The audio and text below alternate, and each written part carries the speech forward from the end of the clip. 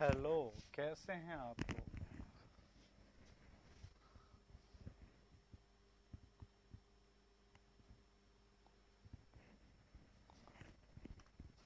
जय Shri Shyam. Good afternoon बेटा, good afternoon. Good afternoon. आगे सभी लोग जल्दी से आ जाइए। स्टार्ट करते हैं आपके पास अगेन एक नए चैप्टर को, जिसका नाम आपके पास क्या रहेगा, टिम्बर। ठीक है, चलो आज बात करते हैं अपने पास टिम्बर का, जो कि क्लास नंबर 2 है अपने पास। ठीक है, अगेन टिम्बर। कल हमने कुछ इसका इंपॉर्टेंट टॉपिक्स के रिलेटेड बात किया था, जैसे कि कुछ नोट्स के बारे में बात कर रहे थे। स्पेसिफिक डेरिवेटिव 1.54 होता है, पर मास डिफरेंट डिफरेंट होता है। अपने पास बात करें तो इसका वेट 12% मॉइस्चर कंटेंट पे किया जाता है। वैसे अगर बिल्डिंग कंपोनेंट की बात करें तो 8 से 12 होता है। डोर और विंडो के लिए 8 से अपना 12 से 20 रहता है। जो अपने पास मॉइस्चर के अकॉर्डिंग कंटेंट है वो 883 के अकॉर्डिंग डिवाइड किया गया है। 4 वाटर जोन होते हैं जहाँ टिम्बर के अकॉर्डिंग क्लासीफाई करते हैं। जो नंबर फर्स्ट में मिनिमम पाया जाता है, जो नंबर 4 में मैक्सिमम पाया जाता है। टिम्बर अपने पास नॉन होमोजेनियस होता है, इस कारण से आइसोट्रोपिक है। अलग अलग प्रॉपर्टी होती है अलग अलग डायरेक्शन में, इसलिए इसकी स्ट्रेंथ की बात करें तो maximum compressive strength parallel to grains और लॉन्गिट्यूडनल डायरेक्शन में पाया जाता है, और इसी कारण से श्रिंकेज भी उसी डायरेक्शन में कम पाया जाता है। अगर टेंसल स्ट्रेंथ की बात करें तो 2 से 4 गुना ज्यादा होती है कंप्रेसिव के। फिर मैंने डायग्राम बनाया था, पहला अपने पास एक जो कर्व था वो टेंसाइल था, बी कर्व जो था वो अपने पास बेंडिंग था, और सी कर्व जो था वो था कंप्रेसिव के लिए। और जो वेलोसिटी ऑफ साउंड की बात करें तो वह एयर के कंपेयर में यहाँ पे टिम्बर में 2 से 7 गुना ज्यादा मिलती है हमें। ठीक है, फिर बात करते हैं मॉडुलस ऑफ इलेक्ट्रिसिटी की। जो पैरेलल वाला अपने पास है वो ज्यादा होता है, जो कि 12 से 20 गुना ज्यादा होता है किसके, परपेंडिकुलर वाले के। तो इतना हमने कल बात किया। साथ में हमने बताया था कि टिम्बर कैसे बनता है। तो 4 तरीके रहते हैं बनने के।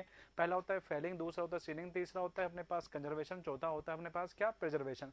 यही चारों आपके पास टॉपिक है जिन्हें हमें डिस्कस करना, और उसी के साथ में टिम्बर खत्म हो जाएगा। और लास्ट में एक टॉपिक बचेगा डिफेक्ट ऑफ टिम्बर, जिसको हम आज यहाँ पे डिस्कस करेंगे। ठीक है, तो चलिए अब स्टार्ट करते हैं अपने पास किसको, फेलिंग ऑफ टिम्बर को।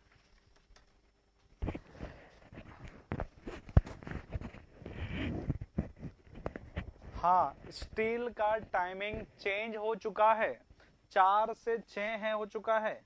ये रिफ्रेश कर दिया है और ये घूम रहा है और घूमता जा रहा है, हो रहा है रिफ्रेश, घूम रहा है, बहुत तेजी से घूम रहा है भाई, और ये रिफ्रेश हो चुका है इसी के साथ में। ठीक है, हाँ मॉर्निंग में होना चाहिए था जरूर, हम भी यही सोच रहे हैं, पर टाइमिंग अवेलेबल नहीं हो पा रहा है, इस कारण से तुम्हारा टाइम शाम को 4 से 6 कर दिया गया है। ठीक है, हाँ चलो आगे बात करते हैं इसी के साथ।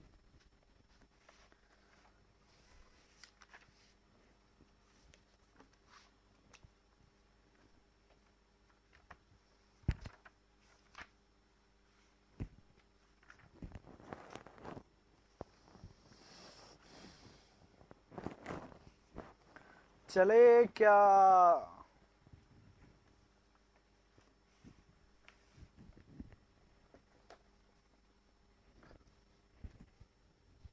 यूपीपीएससी कब स्टार्ट होगा बैच, रिकॉर्डिंग मिलेगा, बैच स्टार्ट नहीं होगा।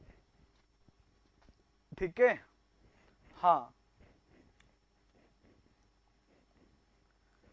आप भी ऐड हो सकते हैं कि स्टिल में डिपेंड करेगा कि आप किस बैच के अंदर है।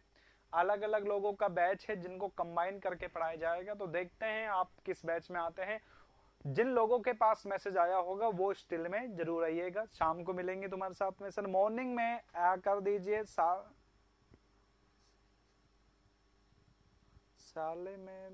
तो शाम को कोचिंग रहती है मेरी। स्नेहा राज,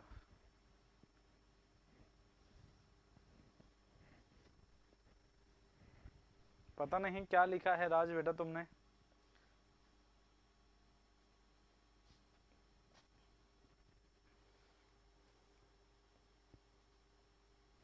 कोई भी मैसेज नहीं आया तो उसका नहीं होगा।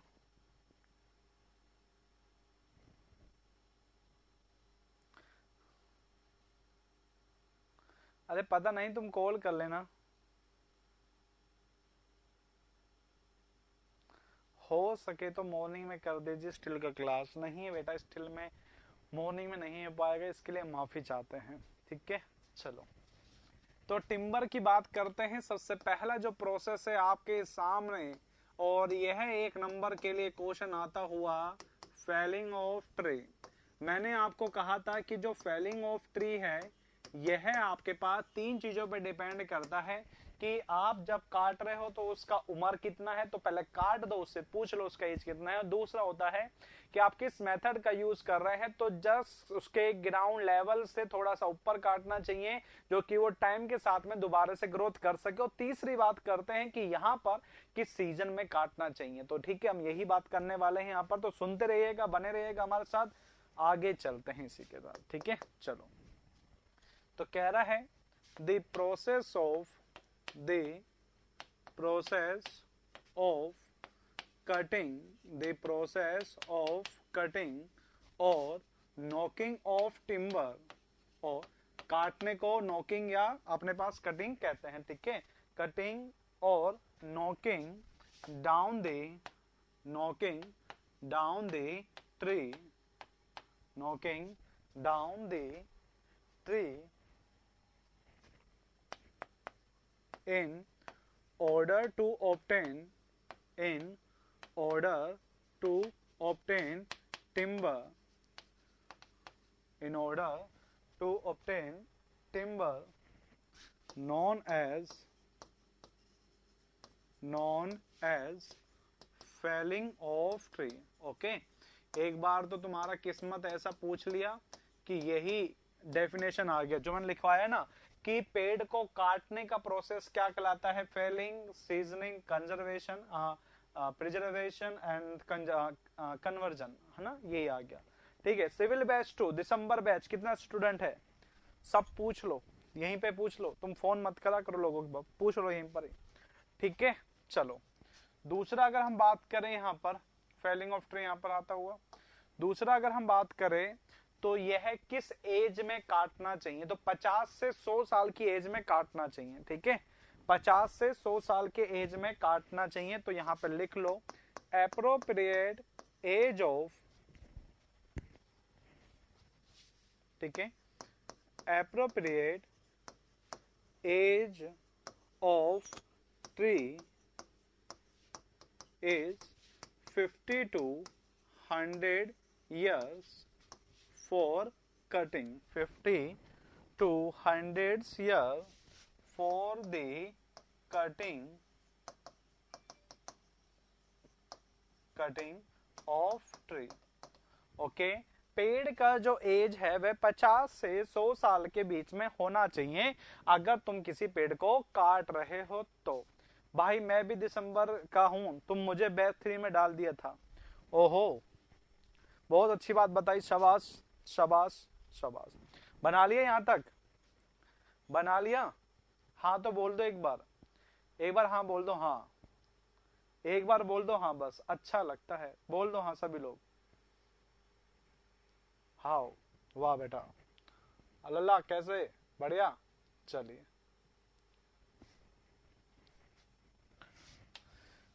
अब बात करते हैं इसके बाद में। ठीक है, पेड़ को कहां से काटना चाहिए, मैंने आपको बताया भी था कल कि यह अपने पास कोई पेड़ है। ठीक है, यह अपने पास कोई पेड़ है और यह इसका क्या है, ग्राउंड लेवल है।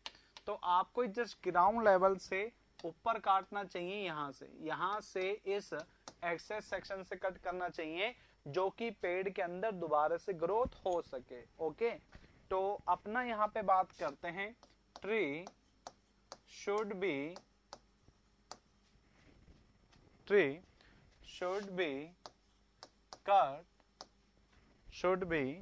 cut in such a way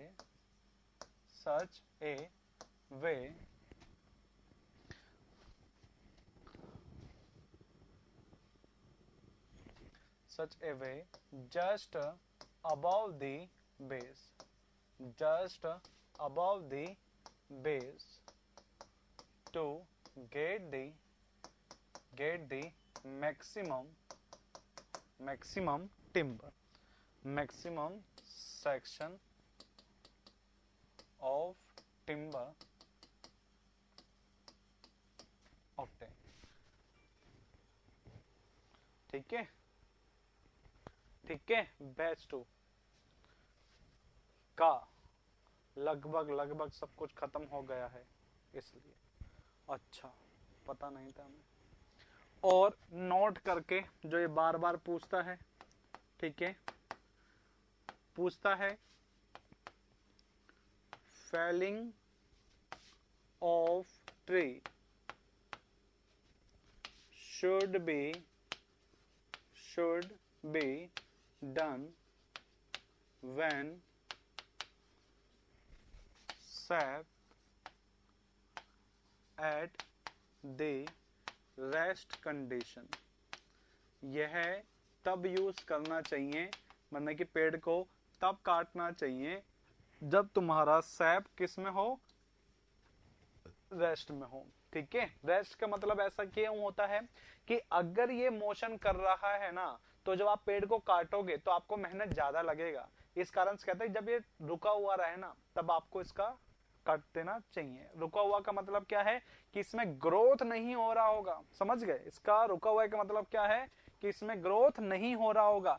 तो एक बात बताओ, ग्रोथ तभी नहीं होगा जब इसको पानी नहीं मिलेगा।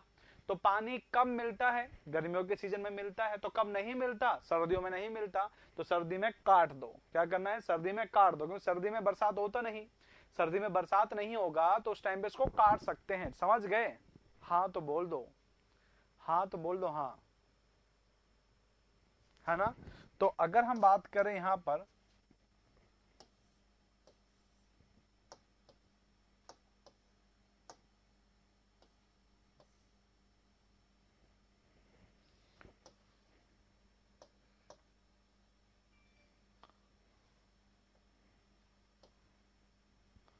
ठीक है, तो अगर बात करें प्लेन एरिया में, तो बात करते हैं suitable season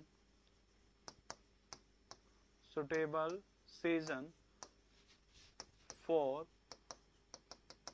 cutting of tree. Okay, तो बात करते हैं पहले अपना प्लेन एरिया में। प्लेन एरिया जैसा जहां पर हम रहते हैं, तो बताओ प्लेन एरिया के अंदर बरसात कब होता है? यहां पर जहां प्लेन एरिया है वहां बरसात कब होता है? मानसून में। कब होता है? मानसून में। मानसून कब आता है? जब गर्मी हो। तो प्लेन एरिया में कब काटेंगे? Winter season. Winter season, okay. Plain area में कब काटेंगे? Winter season. अब कोई पूछ ले भाई गर्मी में क्यों नहीं काट रहे? भाई गर्मी में आता है मानसून। मानसून में अपने पास सैप रेस्ट में नहीं रहेगा, पानी जाएगा, ग्रोथ ज्यादा मारेगा। देखना बरसात के टाइम पर बिल्कुल ग्रीनरी दिखेगा पेड़, तुम्हें अगर देखे हो तो। ठीक है, तो अगर बात करें हिली एरिया में, अगर बात करें हिली एरिया, तो वहां पर ना उल्टा चलता है। उल्टा मतलब कैसे? जब तक वहां पे बरसात जाता है ना, हिली एरिया अपना हिमाचल वाला एरिया में, तो उस टाइम पे बरसात आता है वहां सर्दियों में। क्यों? यहाँ तक पहुंचते पहुंचते वहां चला जाता है और वहां तक बरसात बिल्कुल खत्म हो जाता है। वापिस आता है ना वहां से लेकर, तब कहीं जाके बरसात होती है और वहां पे क्या हो जाता है? सर्दी हो जाती है। इस कारण से वहां पे कब काटेंगे? वहां पे काटेंगे समर सीजन में। ठीक है, उल्टा याद रखो, समर सीजन में कहां पे काटेंगे? Hilly area. और हमारे यहाँ पे कब काटेंगे? Winter area. ठीक है, हाँ।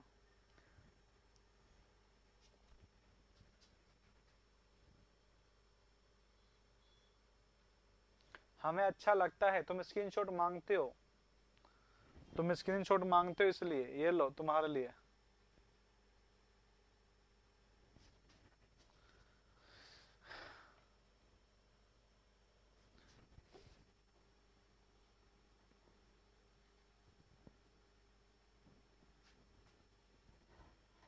लो,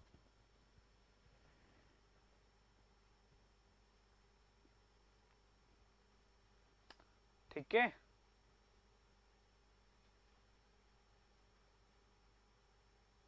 तुम स्क्रीनशॉट मांगते हो तो बेटा स्क्रीनशॉट कम में हो जाता है यहाँ पर, इस कारण से। ठीक है, समझ गए सरफराज?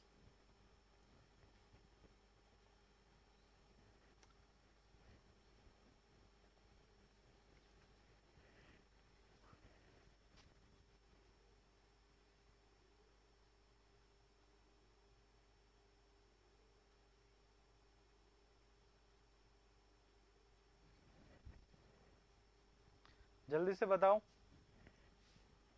लिख लिया क्या? सर समर में क्यों नहीं कर सकते? अरे प्लेन एरिया में समर के टाइम पर अपना वो आता है ना मानसून, इस कारण से।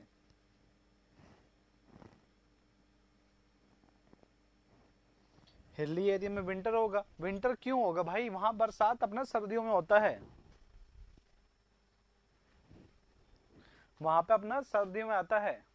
इस कारण से हिली एरिया देखो तो या तो समर मिलेगा, या तो समर मिलेगा, या फिर तुम्हें मिड समर मिलेगा, या तो विंटर मिलेगा या मिड विंटर मिलेगा, ऐसे मिलता है। या तो विंटर मिलेगा या मिड विंटर, या समर मिलेगा या मिड समर मिलेगा, ठीक है, ऐसा रहता है भाई। गुड आफ्टरनून बेटा अंकित। ओके, नोट कर लिया क्या? जल्दी से बताओ।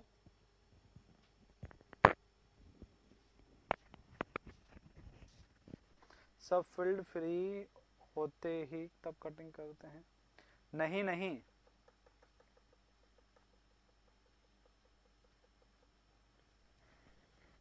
तो कोई बात नहीं, हर चीज समझ में आया ऐसा भी तो जरूर नहीं तुम्हें, ठीक है।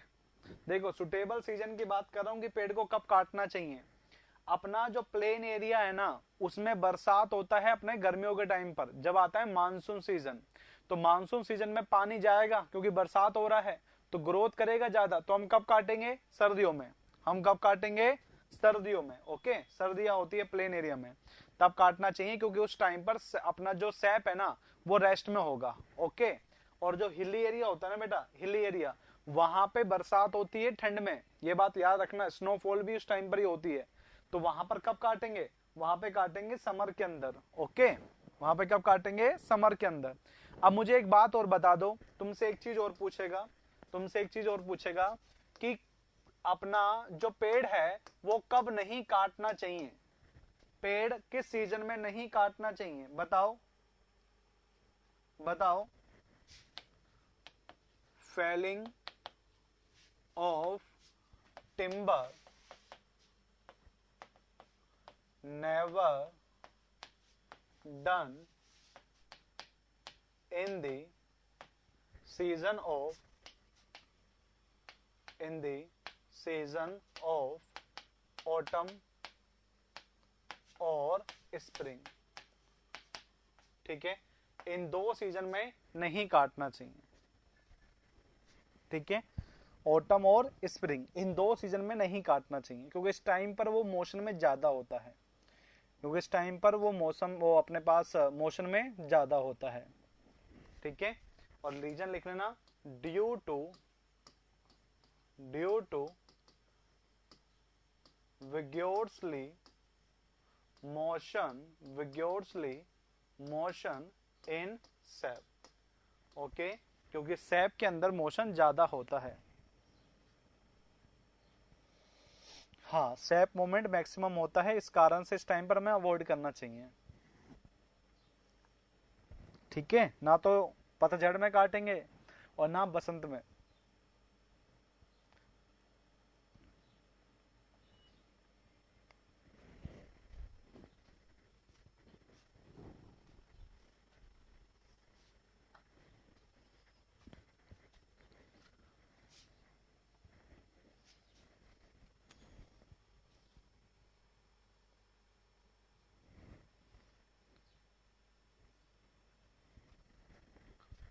ऑटम एंड आएगा, एंड स्प्रिंग, ठीक है। नोट कर लिया क्या? ठीक है, तीन बातें यहां से याद रखना। देखो तीन बातें कौन कौन सी है मैं तुम्हें बता देता हूं एक बार, जो तुम्हें याद रखना है। सबसे पहले, पेड़ को काटने का प्रोसेस क्या कहलाता है? फेलिंग ऑफ ट्री कहलाता है। दूसरा प्रोसेस यहाँ पे क्या कहता है कि किस एज में काटना चाहिए? किस एज में काटना चाहिए? तो 50 से 100 साल की एज में काटना चाहिए, ठीक है। फेलिंग ऑफ ट्री, अरे ट्री या टिम्बर, बात एक ही, टिम्बर तो बाद में मिलेगा ना, तो फेलिंग ऑफ ट्री बोलेंगे ना अभी, बट टिम्बर तो सारा प्रोसेस करने के बाद मिलेगा नहीं। फिर तीसरा बात यहाँ पे याद रखना है कि अपना कब काटना चाहिए? जब सैप कब हो? रेस्ट में हो। तो अपने पास प्लेन एरिया में रेस्ट में कब होगा? मिड विंटर में। और हिली एरिया में कब होगा? मिड समर में। तो पूछता है किस सीजन में नहीं काटना चाहिए? ऑटम या स्प्रिंग में नहीं काटना चाहिए, ठीक है ना। कहाँ पे लिखा है? हमने टिम्बर ही तो लिखा है, ट्री तो लिखा है, फेलिंग ऑफ ट्री यही तो लिखा है।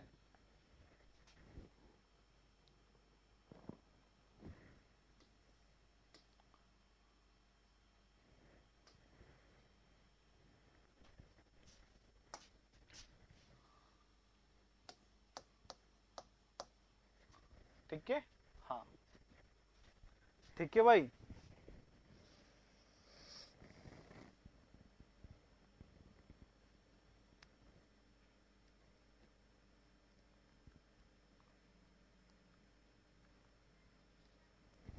नोट कर लिया क्या?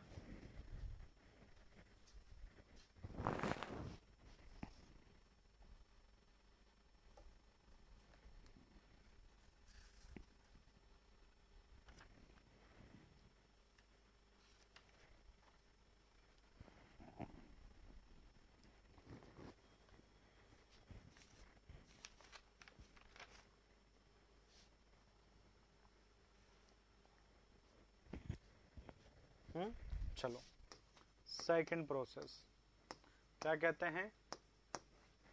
Seasoning of timber. अब कंफ्यूज मत हो, मैं टिम्बर या ट्री लिख रहा, बात एक ही है, ठीक है। हाँ, अब कंफ्यूज मत होना बार बार। सीजनिंग ऑफ टिम्बर क्या होता है? पेड़ के अंदर से पानी को निकालना। पेड़ के अंदर से पानी को निकालना क्या कहलाता है? सीजनिंग ऑफ टिम्बर कहलाता है, ठीक है।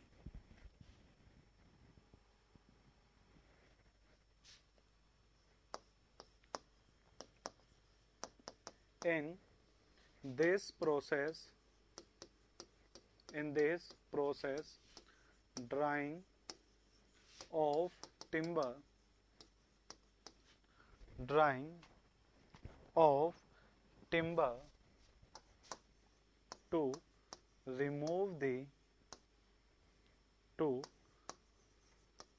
reduce the moisture content to reduce the moisture content in the timber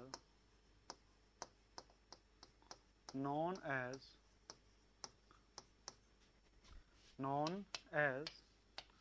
seasoning of timber known as seasoning of, ठीक है। टिम्बर के अंदर से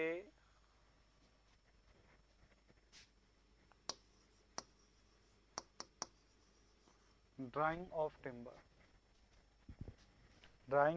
timber to reduce the moisture content, ठीक है।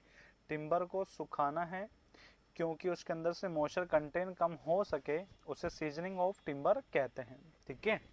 तो अब यहाँ पे आता है कि यार क्यों जरूरत पड़ा हमें, क्योंकि अगर हम बात करें ना यहाँ पर, तो अपने पास मॉइस्चर कंटेंट, अपने पास जब काटा जाता है पेड़ को, उस टाइम पे मॉइस्चर कंटेंट बहुत ज्यादा होता है, ठीक है। अगर ऐसे टिम्बर को हमने यूज कर लिया ना, तो उसके अंदर से पानी टाइम के साथ में निकलेगा, और जब पानी निकलता है तो कौन सा क्रैक्स आएगा? श्रिंकेज क्रैक्स आएगा, जिस कारण से उस टिम्बर का जिसको हम यूज कर चुके हैं उसका शेप और साइज चेंज हो जाएगा, जो कि हम नहीं चाहते और जो कि हमारे लिए खराब होता है। इसलिए कभी भी स्ट्रक्चर में यूज करने से पहले टिम्बर को सुखाना क्या है? जरूरी है। ओके, समझ गए क्यों क्यों कर रहे हैं ये चीजें? हाँ तो बोल दो हाँ।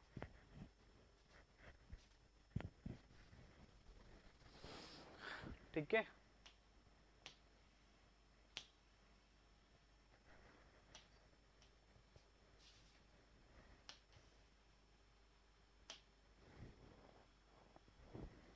ठीक है। Second point, in newly fall tree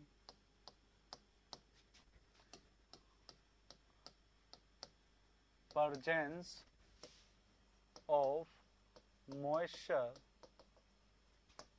about more than 50% of its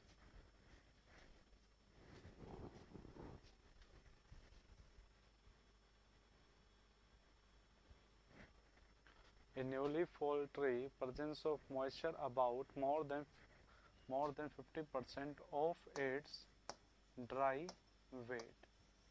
okay, याद रखना, जब पेड़ नया नया गिरता है ना, तो उसके अंदर जो मॉइस्चर है वो 50% से ज्यादा होता है इसके ड्राई वेट्स के, ठीक है। जितने इसका ड्राई वेट्स है ना उसके 50% से ज्यादा तो इसमें मॉइस्चर होता है, ये बात याद रखना, ठीक है। रिफ्रेश करें, कर दिया रिफ्रेश तुम्हारे लिए, ये हो गया रिफ्रेश और ये घूम रहा है, घूमता जा रहा है, ठीक है। लो घूम गया, बहुत जल्दी घूम गया इस बार तो। चलो हो गया लकी बेटा, रिफ्रेश हो गया, ठीक है, हाँ हो गया। चलो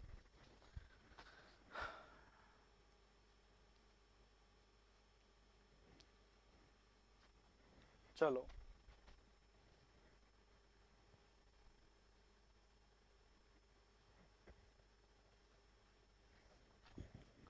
ठीक है। दूसरी बात, generally water present in the timber in form of sap and surface moisture, okay. और जनरली जो मॉइस्चर प्रेजेंट होता है ना टिम्बर में, या तो सैप में पाएगा या वो सरफेस पे पाएगा। अब कह रहा है सर आज स्टील स्टार्ट होगा क्या?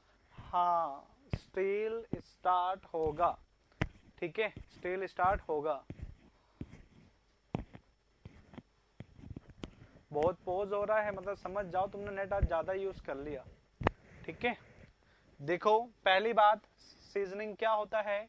मॉइस्चर को कंटेन करना, जिस कारण से मॉइस्चर कम हो तो उसे सीजनिंग कहते हैं। जब पेड़ काटते हैं ना उस टाइम पे उसके ड्राई वेट से ज्यादा पानी मिलता है, और ये जो पानी मिलता है ना वो दो जगह होता है, एक सैप में और एक सरफेस पर। कहाँ होता है? एक सैप में और एक सरफेस पर। अब सैप और सरफेस में दोनों में डिफरेंस क्या होता है? अब ये बात यहाँ पे ये करे तो ठीक है, वो बात कर लेते हैं। आगे चले, यहां तक नोट कर लिया, ठीक है। अब यहाँ पे क्या मतलब होता है? सैप जो वाटर है ना वो अपना दो जगह पे रहता है, ठीक है।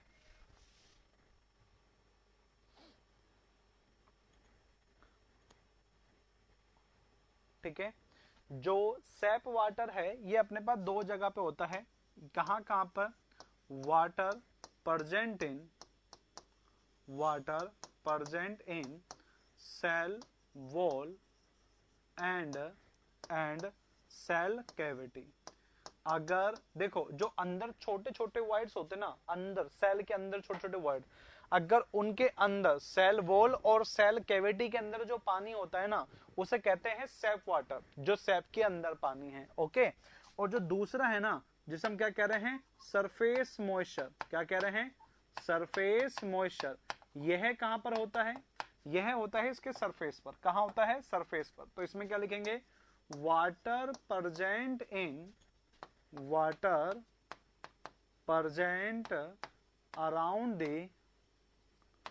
around the timber, okay. यहाँ पे पानी उसके चारों तरफ होता है टिम्बर के, ठीक है। एक बात बताओ कि अगर मैं टिम्बर को गर्म करता हूं तो कौन सा पानी पहले जाएगा, सैप या सरफेस? एक बात बताओ, सैप वाटर तो सेल के अंदर है और सरफेस उसके चारों तरफ है। जब तुम हीट करोगे तो तुम्हारा पानी पहले कौन सा निकलेगा, सरफेस या सैप? तो आप सभी कहोगे कि सर सरफेस वाला पानी पहले निकल जाएगा, ओके। तो मतलब हम कह सकते हैं कि जो सरफेस मॉइस्चर है यह अपना इजी टू रिमूव हो जाएगा, इजिली टू रिमूव, ओके। जबकि सैप वाटर को निकालने के लिए आपको मेहनत करना पड़ेगा। तो हम यहाँ पे क्या लिख सकते हैं? Not easy to remove, not easily to remove. और यह आसानी से नहीं निकल सकता है क्योंकि यह सेल वॉल और सेल कैविटी के अंदर प्रेजेंट होता है, ठीक है। अब यहां से एक मोस्ट इंपोर्टेंट चीज निकल के आती है जिसे कहते हैं अपने पास फाइबर फाइबर सैचुरेशन पॉइंट। क्या कहते हैं? Fibre saturation point. क्या होता है फाइबर सैचुरेशन पॉइंट? यह है सेप वाटर से रिलेटेड है। ठीक है, सबसे पहले बात करना कि यह किससे रिलेटेड है। यह रिलेट करती है रिलेटेड टू सेप वाटर। ये बात याद रखिएगा, ऐसा ना हो सरफेस और दोनों को बात कर दो। ये किससे रिलेट करता है? सरफेस वाटर से रिलेट करता है। ठीक है,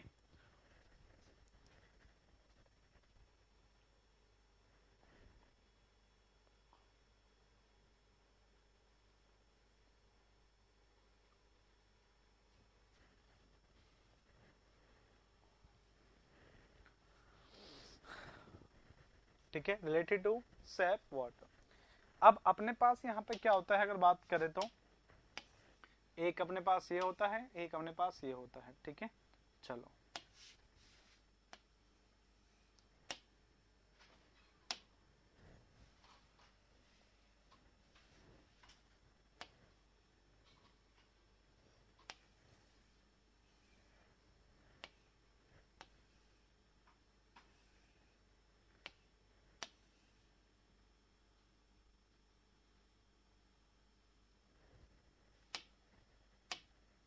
ठीक है, चलो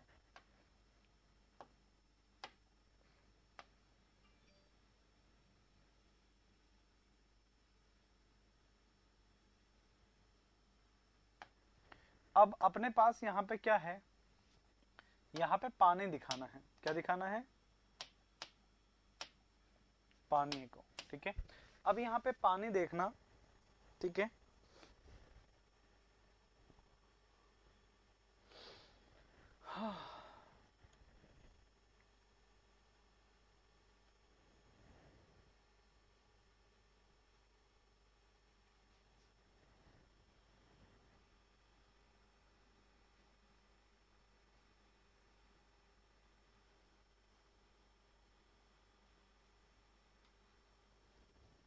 ठीक है, यह तो अपने पास ये जो अंदर है,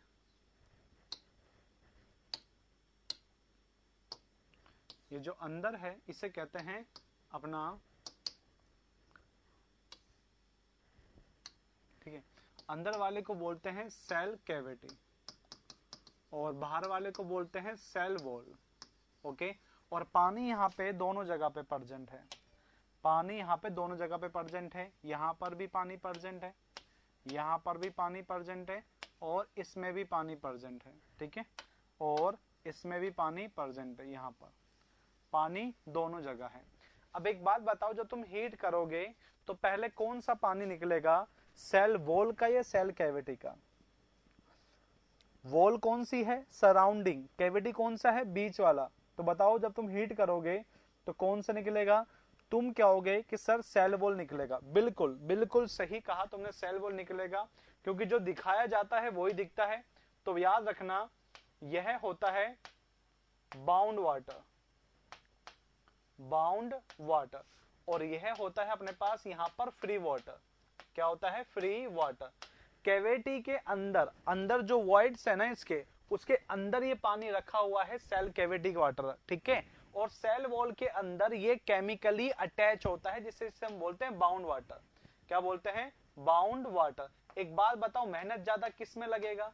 जो बाउंड नहीं है या जो बाउंड है? तो तुम क्या होगे कि सर जो पानी बाउंड है ना उसमें निकलेगा, जो पानी बाउंड नहीं है ना वो जल्दी से निकलेगा, मतलब सेल कैविटी से पानी जल्दी निकलेगा। तो याद रखना फाइबर सैचुरेशन पॉइंट 5 स्टार करके, क्योंकि आईएएस से लेकर गेट तक यह क्वेश्चन बार बार आता है और तुम्हारे एसएससी में मुझे लगता है कि बहुत जल्द ही ये क्वेश्चन आपसे पूछेगा। ठीक है, तो याद रखना stage eight which, stage eight which entire cavity water, entire cavity water is removed, is removed from the timber, but still cell wall is saturated.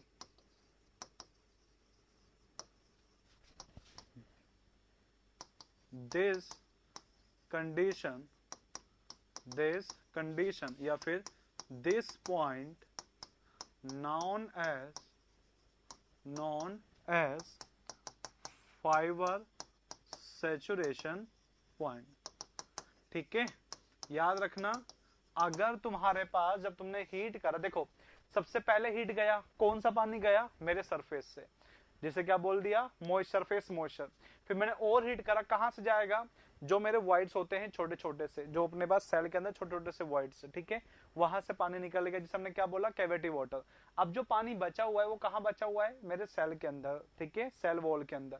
तो मतलब एक ऐसा पॉइंट आएगा जहां पे सेल वॉल तो सैचुरेटेड होगा पर अंदर का पानी यहां से निकल चुका होगा। तो वो पॉइंट जहां पे सेल वॉल के अंदर पानी है बट कैविटी में पानी नहीं है, वह पॉइंट कहलाएगा फाइबर सैचुरेशन पॉइंट। ठीक है, क्या कहलाएगा, फाइबर सैचुरेशन पॉइंट। ठीक है,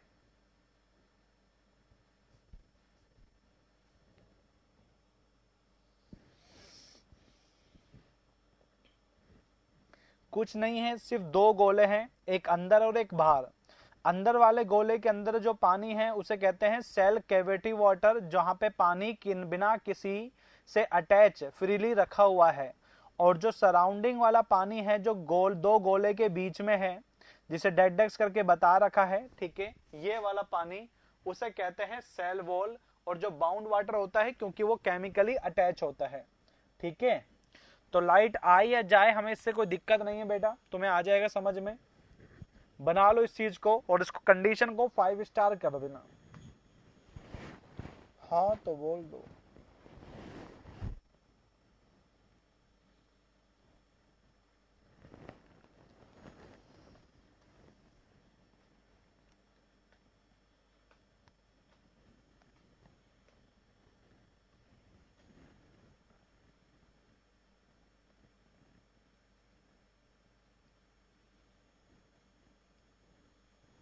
ये कैसे होगा, अब ये तो कैसे बताऊं, तुम बार बार, ऐसा होता है, तुमने प्रैक्टिकल कैसे देखोगे, मैंने कहा ना सेल के अंदर हो रहा है, इंटरनली हो रहा है बेटा। जैसे तुम सोइल के अंदर स्ट्रक्चरल वाटर कभी देख नहीं सकते, ऐसे ही टिम्बर के अंदर ये कंडीशन तुम देख नहीं सकते, ये बात याद रखना। ठीक है सरफराज,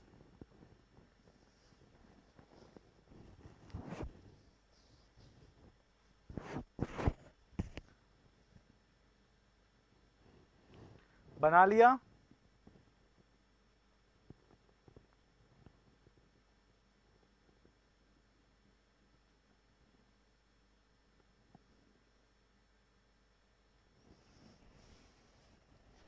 पता कैसे चलेगा,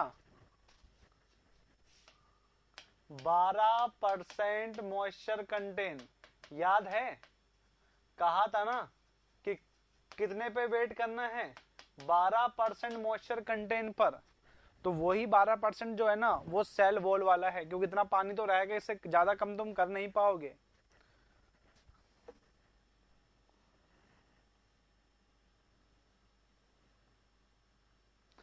पानी सबसे पहले रिमूव होगा सेल कैविटी से, ठीक है, सबसे पहले सरफेस से, फिर सेल कैविटी से, फिर सेल वॉल से।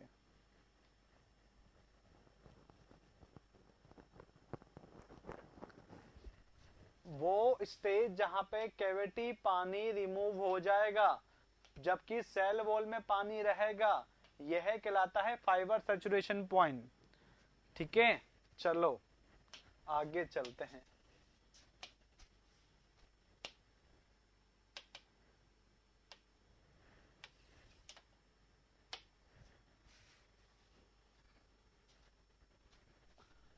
दोनों बेटा रिमूव नहीं हो सकते। सेल वॉल को रिमूव करने के लिए तुम्हें बहुत मेहनत लगाना पड़ेगा सेल वॉल के अंदर से, जो कि हम नहीं करना चाहते, बहुत एक्स्ट्रा ऑर्डिनरी पैसा लग जाएगा। और वो पानी अगर निकलेगा ना तो इसमें क्रैक्स आने के चांसेस होते हैं, इस कारण से वो पानी कभी नहीं निकाला जाता है, ये बात याद रखना। ठीक है, next point, seasoning of timber, seasoning of timber can be done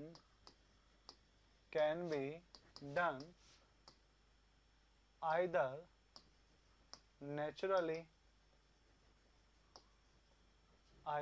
naturally or artificially. ठीक है, दो तरीके से निकालते हैं, एक अमीरों वाला, एक गरीबों वाला। तुमने कौन सा देखा, मैंने कौन सा देखा, गरीबों वाला। अमीरों वाला दिखाएंगे। गरीबों वाले में क्या होता है, टिम्बर को काट के एक लोग बनाया जाता है। बताया था ना तुम्हें कल, एक लोग याद है, एक लंबे लंबे से गट्ठड़ आपने देखे होंगे टिम्बर के रखे हुए, तो वो होता है गरीबों वाला। कहते हैं रख दिया, सूखने दो, गया 1-2 साल अब तुम्हारा। ठीक है, हाँ चलो, तो दो प्रोसेस होते हैं, एक को बोलते हैं नेचुरल, जिसे बोलते हैं गरीबों वाला, नेचुरल सीजनिंग, गरीबों वाला, और एक होता है अमीरों वाला, जिसे हम क्या कहते हैं, आर्टिफिशियल। क्या कहते हैं, आर्टिफिशियल। अब तुम कोई बुक पढ़ोगे तो उसमें ही ये आर्टिफिशियल वाला किस नाम से आ रखा होगा, एयर सीजनिंग। क्योंकि जो नेचुरल सीजनिंग होती है ना, वो हवा के कारण ही होती है। हवा चलती है, पानी ले जाती है, हवा चलती है, पानी ले जाती है। और आर्टिफिशियल वाला जब पढ़ोगे किसी बुक्स में, तो तुम्हें मिलेगा ये किस नाम से, तो तुम्हें मिलेगा ये किस नाम से, तुम्हें मिलेगा ये क्लीन सीजनिंग के नाम से। जबकि आर्टिफिशियल में एक टाइप होता है क्लीन, ठीक है, तो वो अपने पास होता है, हाँ लट्ठड़ कहते हैं, जैसे लट्ठड़। तो याद रखना, नेचुरल कौन सा होता है, एयर वाला होता है, और आर्टिफिशियल कौन सा होता है, क्लीन वाला होता है। तो टेंशन मत लीजिएगा, ये एक ही बात है इनका। ठीक है, चलो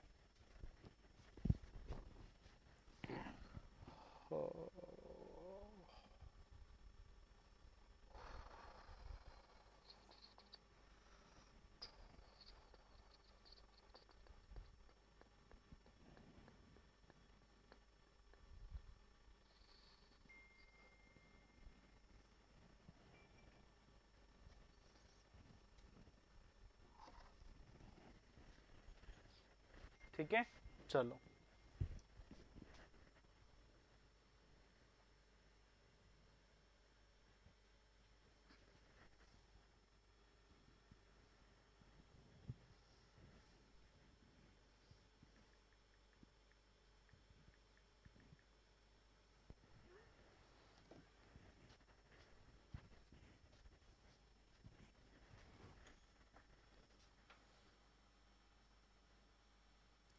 नहीं, वो होता है जैसे कि मान के चलो तुमने पानी को टिम्बर को सुखा भी दिया ना, तो भी वो टाइम के साथ क्या करते हैं, फूलते हैं। इसलिए उसका सोल्यूशन क्या होता है कि जैसे डोर और विंडो है ना, तो तुमने लगा लिए, अब तुम गेट बंद कर दो, गेट बंद नहीं होते, है ना, क्यों, क्योंकि वो फूल जाते हैं गर्मियों में।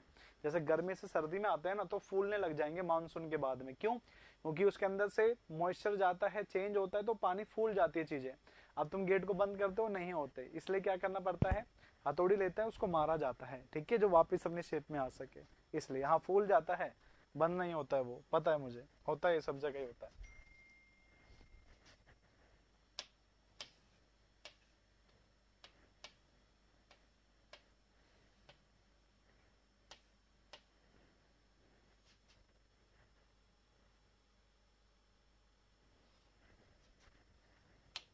चलिए, तो हम पहले बात करते हैं, अपने पास नेचुरल सीजनिंग का, नेचुरल सीजनिंग का, जिसे हमने क्या नाम दिया है, एयर सीजनिंग, जिसे हम कहते हैं गरीबों वाला। क्या बोलते हैं, गरीबों वाला। ठीक है, अब देखते हैं इसमें कौन कौन सी बातें हैं जो आपको पता होना चाहिए, एक एक करके लिखते जाते हैं। ठीक है, चलिए,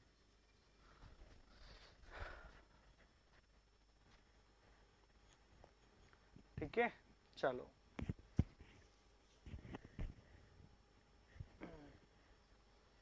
सबसे पहले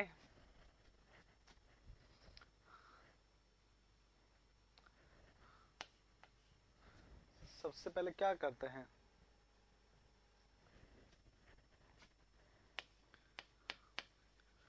timber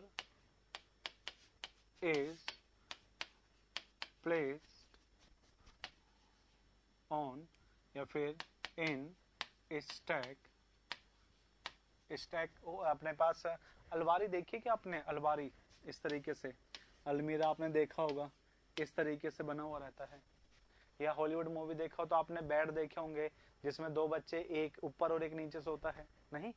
ऐसे ही स्टैक होते हैं, है ना। एक अलमीरा होती है जिसमें आप अपने बुक से रखते हो, तो ऐसे ही होते हैं, इन पे टिम्बर रख दिए जाते हैं, इन पे टिम्बर रख दिए जाते हैं इस तरीके से, ठीक है। और ये जो लेवल होता है ना, ये ग्राउंड से 300 mm ऊपर रखा जाता है, ठीक है।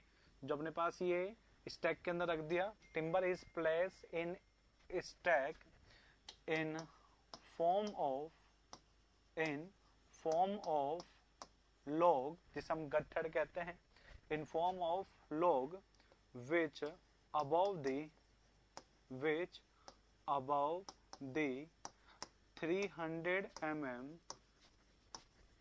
from the ground level to avoid the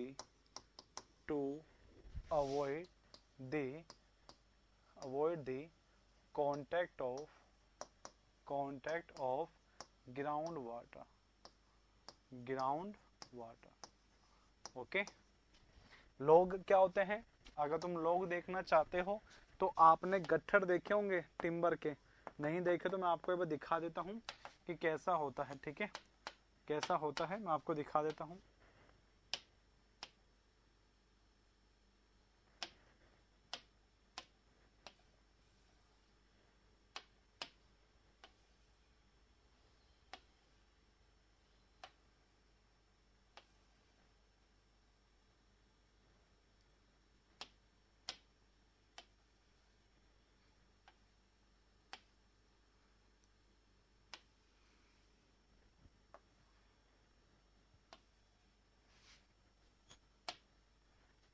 इस तरीके से देखा होगा आपने।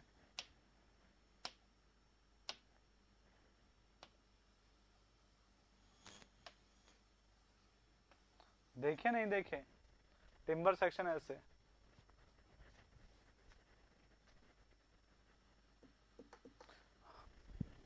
हाँ, तो ऐसे ही इसी को लोग कहते हैं, ठीक है।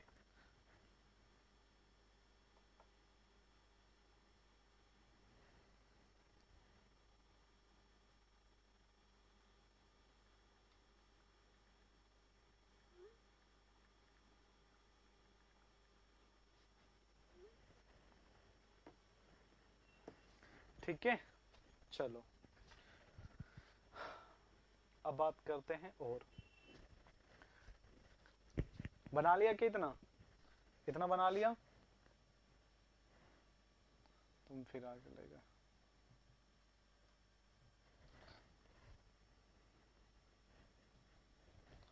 ठीक है, in this method moisture contained in timber is reduced up to 15% moisture content, reduce up to 50% moisture content। Okay, इसमें मेथड में पानी कब तक रिड्यूस किया जाता है, जब तक वह 15% तक ना आ जाए। ओके, 12% बताया था, इसमें 15% तक रहता है, ठीक है। अब कुछ प्रो इस मेथड की अगर हम बात करें ना, एक बात बताओ, क्या एयर जो एटमॉस्फेयर में फ्लो होता है, जो टेम्परेचर जो अपने पास होता है, क्या आप उसको कंट्रोल कर सकते हो? क्या आप उसे कंट्रोल कर सकते हो? नहीं ना। तो यहां पर लिखते हैं due to this is time consuming process, this is time consuming process due to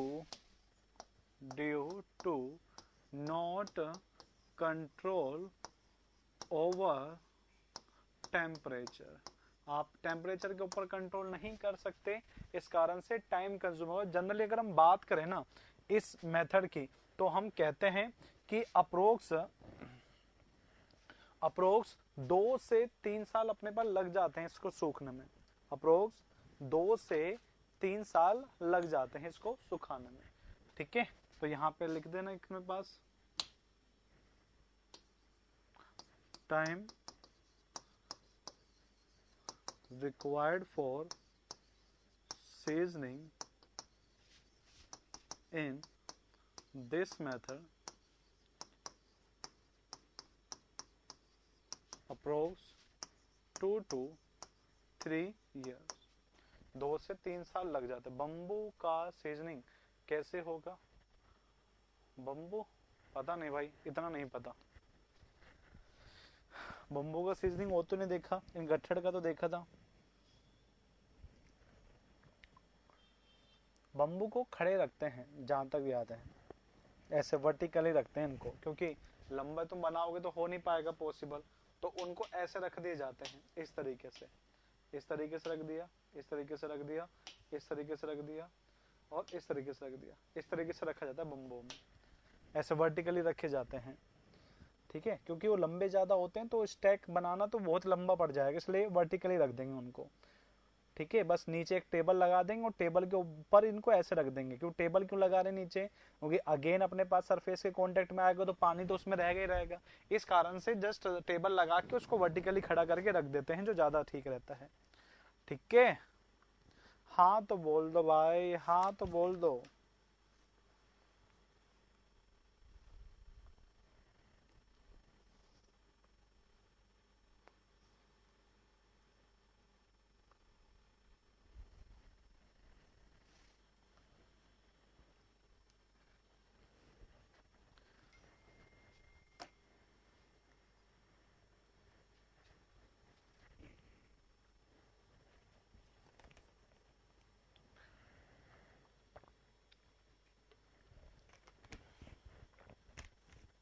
बना लिया? बना लिया क्या?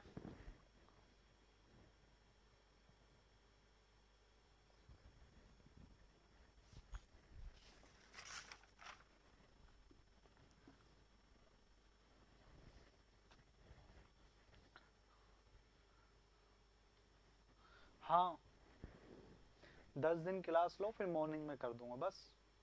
जहां तक हमारा पता नहीं ये खत्म हो, इसके ऊपर डिपेंड करता है वो चीज। ठीक है,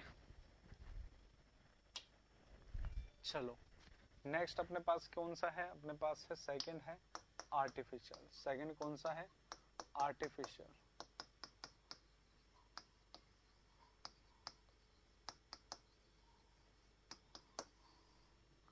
ठीक है, it can be done, it can be done by any of following method. ठीक है, हम इनमें से किसी भी मेथड से इसको कर सकते हैं। कौन कौन से होते हैं? एक अपने पास होता है अपना बॉइलिंग, दूसरा अपने पास होता है केमिकल सीजनिंग, तीसरा अपने पास होता है इलेक्ट्रिकल सीजनिंग, चौथा अपने पास होता है क्लीन सीजनिंग और पांचवा अपने पास होता है वाटर सीजनिंग। एक बुक मैंने तो मजाक ही कर दिया। हुआ क्या कि पानी का सोर्स कैसा है? नेचुरल है, तो जो अपने पास नेचुरल सीजनिंग होती है ना, तो वाटर वाले को नेचुरल कंसिडर कर रखा है। मुखर्जी नगर का क्लास स्टार्ट हुआ क्या?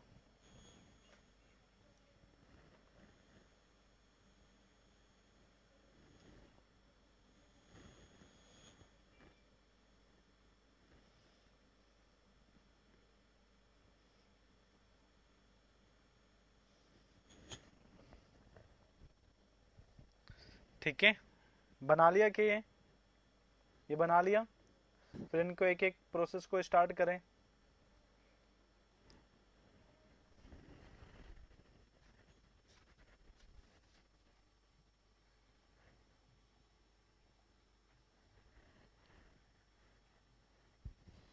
अब पहला बात करते हैं। पहला प्रोसेस क्या है? बॉइलिंग। देखिए यहां से दो क्वेश्चन आते हैं, तो मैं उन दो प्रोसेस का सरफराज रिप्लाई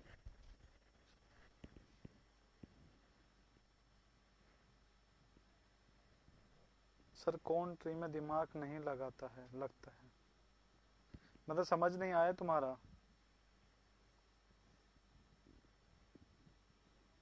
दिमाग सर कौन से ट्री में दिमाग नहीं लगता है?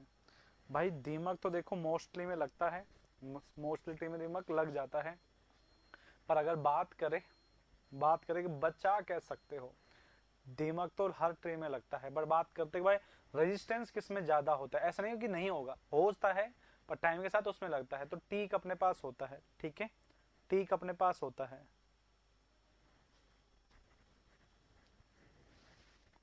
लो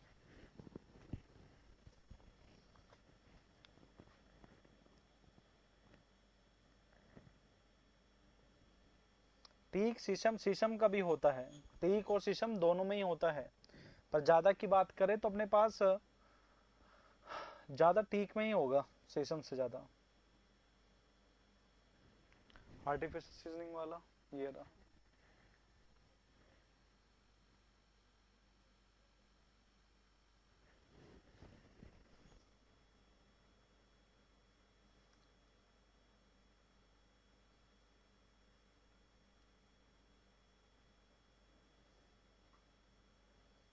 शीशम का बताया है, तो उसको टीक कर लो, तो उसको टीक कर लो, अगर वहां पे शीशम बताया है तो उसको टीक कर लो कि अपने पास ज्यादा टीक में रहता है,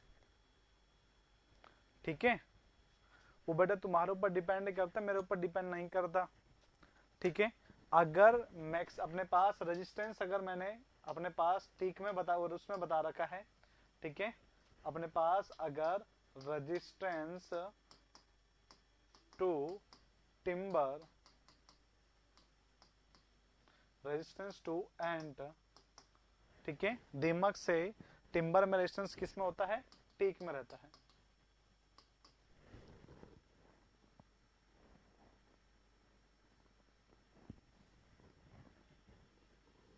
ठीक है। हाँ, पर कोई बुक कहता है शीशम होगा, जैसे मैंने एक बुक पढ़ा उसमें दे रखा था शीशम, फिर कोई दूसरा बुक देखा तो उसमें ठीक था, अब समझ नहीं आता कि किस बुक का माना है। अब 12 तारीख वाला पेपर था, अब बीसी पूर्णिमा वाला देखा तो वो कहता है कि जो प्रेसिपिटेशन होता है वो मेजर करते हैं अपने पास सेंटीमीटर के अंदर, फिर एक एस के गर्ग वाला बुक था उसको देखा प्रेसिपिटेशन किस में करते हैं? एमएम में। अब किसको माने? ऐसे कुछ क्वेश्चन होते हैं जिनमें एक बुक अलग कहता है, एक बुक अलग कहता है, अब कुछ नहीं कह सकते उसमें, ठीक है, ऐसा रहता है। अब क्या करें, आपको हर जगह अलग अलग मिलता है, ठीक है।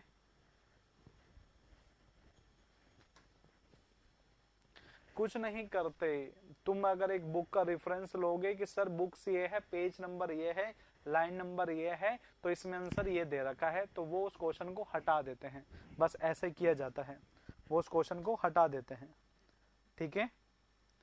ऑब्जेक्शन उठाया जाता है और उस क्वेश्चन को हटा दिया जाता है। चलो आ जाओ अब जल्दी से, अब बात करते हैं हम बॉइलिंग के अंदर। देखो बॉइलिंग के अंदर है ना, दो बातें हैं जो आपको याद रखनी है, ठीक है। बात जो आपको याद रखनी है, सबसे पहला क्वेश्चन आता है कि अपने पास जो क्विकेस्ट मेथड है, क्या कहता है कि क्विकेस्ट मेथड कौन सा है, तो अपने पास यही है, क्विकेस्ट मेथड कौन सा है?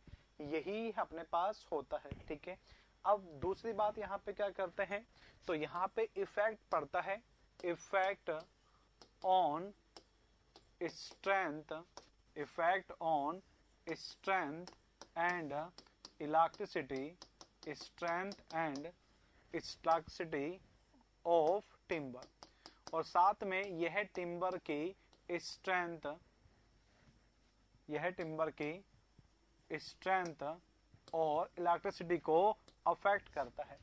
क्या करता है? अफेक्ट। सर स्टैंडर्ड में टीक दिया है, एसटीडी, एसटीडी मतलब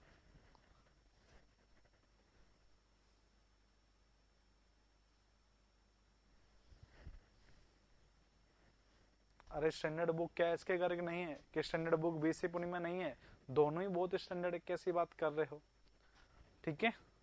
हाँ ठीक है, तो सबसे पहले क्विकेस्ट मेथड है और ये स्ट्रेंथ और इलास्टिसिटी के ऊपर इफेक्ट करता है। ये दो बातें आपको यहाँ से याद रखनी है, ठीक है, सिर्फ ये दो बातें आपको यहाँ से याद रखनी है। अब होता क्या है वो मैं आपको बता देता हूँ, ठीक है। चलो, अब यहाँ पर क्या किया जाता है कि यहाँ पर अपने पास यहाँ पे ऐसे गट्ठड़ बनाया जाता है, ठीक है, ऐसे गट्ठड़ बनाए जाते हैं। यहाँ पर ये गट्ठड़ बनाया यहाँ पे हमने, ठीक है, और उसके बाद में इसको यहाँ से कर दिया। ये लो, इस गट्ठड़ को उठा के, इस गट्ठड़ को उठा के यहाँ पे हमने क्या करा, एक कंटेनर ले लो, एक कंटेनर ले लो इस तरीके से,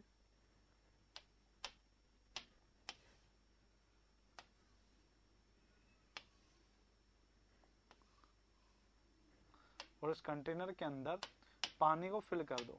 पानी को क्या कर दो, फिल कर दो, ठीक है। ये पानी हो गया, ये अपने पास पानी हो गया यहाँ पर।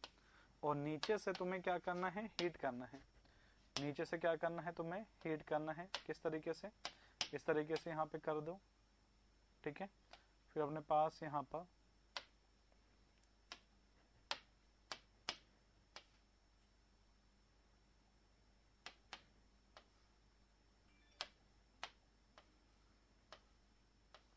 यहाँ से गर्म करना है इसको, ठीक है। गर्म करने के जस्ट 3 से 4 घंटे बाद, ठीक है, 3 से 4 घंटे के बाद, आफ्टर 3 to 4 आवर्स, ओके। यहाँ पे हमने पैसे पहले क्या करा, इस टिम्बर को उठा के इसमें डाल दिया, इसमें हमने इसको डाल दिया। उसके बाद हमने इसको हीट करा। हीट कितने घंटे करना है, 3 से 4 घंटे। उसके बाद इसको वापस बाहर निकालना है। अब आपके पास यहाँ पर बात क्या होती है, दो बातें आपके दिमाग में घूमने लग जाता है, दो बातें आपके दिमाग में घूमने लग जाता है कि सर पानी में डालकर, पानी में ही डालकर आप पानी को कैसे निकाल सकते हो। मैंने कहा बिल्कुल सही है, पानी में डालकर पानी को हमें क्यों निकालना है, मैं नहीं निकालना। एक बात बताओ, मैंने यहाँ पे गर्म करा, कौन सा पानी निकला होगा, एक बात मुझे तुम बताओ। यहाँ पे मैंने गर्म करा, यहाँ पे कौन सा पानी निकला होगा, सरफेस वाटर या सेप वाटर, सरफेस वाटर या सेप वाटर, भाई सेप वाटर निकलेगा, है ना। तो सेप वाटर निकल गया और अभी भी ये पानी के अंदर ही है, तो पानी के अंदर होता है, फिर इसको क्या करते हैं, अगेन हम नेचुरल सीजनिंग कर देते हैं। क्या कर देते हैं, नेचुरल सीजनिंग कर देते हैं। जब भी आपके पास सूख जाएगा, 1 या 2 वीक में सूख जाता है, और फिर हम इसको यूज कर लेंगे। समझ गए। बस यहाँ पर होता क्या है कि जब इसको गर्म किया जाता है ना, तो इसकी स्ट्रेंथ और इलेक्ट्रिसिटी के ऊपर इफेक्ट पड़ता है, जिस कारण से कम हो जाती है। क्या हो जाती है, कम हो जाती है। बस ये बात याद रखनी है आपको। समझ गए। पहले इसको लोक की शेप में काट लो, लोक को पानी में डाल दो, पानी में डाल के 3 से 4 घंटे गर्म कर दो, और बाहर निकाल के सरफेस पानी को निकालने के लिए नेचुरल ड्राइंग कर दो। समझ गए। और यहाँ पे क्विकेस्ट मेथड होता है, पानी जल्दी से निकल जाता है, 10 से 15 दिन के अंदर हमारा काम खत्म हो जाता है। ठीक है, समझ गए। कुछ याद नहीं रखना भाई, याद रखना प्रोसेस फॉर नॉलेज ओनली। तुम्हारा क्वेश्चन ये और ये, इसके अलावा तुम्हारा कोई क्वेश्चन नहीं बन सकता। तो इसको यूज क्यों करते हैं, पानी निकालने के लिए। भाई मेन हमारा पर्पस क्या होता है पानी निकालने का, सेफ वाटर को निकालना, ना कि फ्री वाटर। ये बात याद रखना, फ्री वाटर तो तुम धूप में भी सुखा के निकाल लोगे, पर जो सेफ वाटर है ना, वो टाइम लेता है निकलने के लिए। तो हम आर्टिफिशियल के अंदर हमारा जो मेन पर्पस होगा वो ओनली सेफ वाटर को निकालना होता है। समझ गए, समझ गए। हाँ तो बोल दो हाँ। अरे स्ट्रेंथ यूं नहीं कह रहा कि चले गया, कम हो गया। कम मतलब थोड़ा बहुत 10-20% चल जाता है इतना, ठीक है। हाँ ठीक है भाई सरफराज, ऐसे नहीं कह रहे कि बिल्कुल कम हो गया, कम हुआ है थोड़ा बहुत, चला लेंगे काम। चलो बना लिया क्या, इसको बना लिया।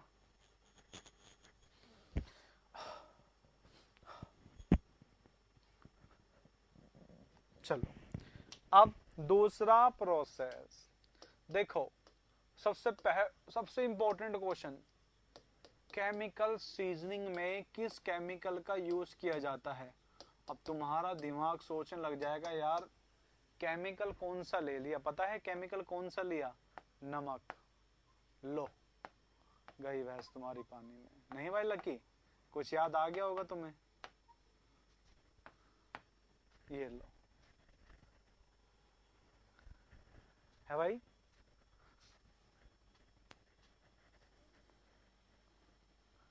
अरे बिल्कुल खत्म क्यों करना है, 3 से 4 घंटे में बिल्कुल खत्म नहीं होता, 3 से 4 घंटे में कुछ खत्म नहीं होता, ठीक है। तो यहाँ पर केमिकल के नाम पर नमक डाल दिया जाता है, इस कारण से इसको सोल्ट सीजनिंग भी कह देते हैं। अब नमक डालने से क्या होता है, नमक डालने से पानी का निकलना तेजी से निकलना हो जाता है, मतलब रेट ऑफ इवोपोरेशन है ना वो बढ़ जाता है, ये बात याद रखना। और इसका जो प्रोसेस है ना वो सेम अपने पास बॉइलिंग जैसा ही होता है, मतलब अभी भी हमें यहाँ पे क्या करना है, अभी भी हमें यहाँ पर एक गोला बनाना है, इस गोले के साथ में इस तरीके से जोड़ देना है और यहाँ पे फिर एक गोला बना देना है, बस खत्म, तुम्हारा काम खत्म, टाटा बाय बाय। ये लो बन गया। अब दोबारा हमें यहाँ पे क्या करना है, एक कंटेनर बनाना है, एक कंटेनर बनाना है और कंटेनर में क्या भर देना है, पानी, क्या भर देना है, पानी पानी पानी पानी पानी पानी, ठीक है, पानी भर दें। ये है एरो यहाँ पर, ये एरो यहाँ पर। अब हमें क्या करना है, इसको यहाँ पे डालो, इसके अंदर क्या है, ये पानी है, ये है पानी है, और यह है हमारा हो गया गट्ठर, गट्ठर स्टैक जिसम कहते हैं। और अब इसको कितनी देर गर्म करना है, आफ्टर 1 to 2 आवर। वहां 3 से 4 घंटे था, जस्ट टाइम आधा हो गया, 1 से 2 घंटे, ठीक है। गरम यहाँ पे भी करना है, गरम यहाँ पे भी करना है, और यह है गरम हो रहा है, ठीक है, यह है गरम हो रहा है, हीटिंग हो रहा है नीचे से। 1 से 2 घंटे के बाद में इस गट्ठर को वापस निकालना है और वापस निकाल के सुखा देना है, वापस निकाल के सुखा देना है, ठीक है। पर अब यहाँ पर क्या करते हैं, सुखाते ज्यादा देर तक है, मतलब कि बॉइलिंग से ज्यादा देर तक सुखाया जाता है वहां पर, ये बात याद रखना, ठीक है। क्योंकि पानी बहुत तेजी से निकला है, पर जो सरफेस पानी है वो अभी भी इसके अंदर रह जाता है, निकल ही नहीं पाता, तो पानी को ज्यादा देर तक यहाँ पे सुखाया जाता है, ठीक है।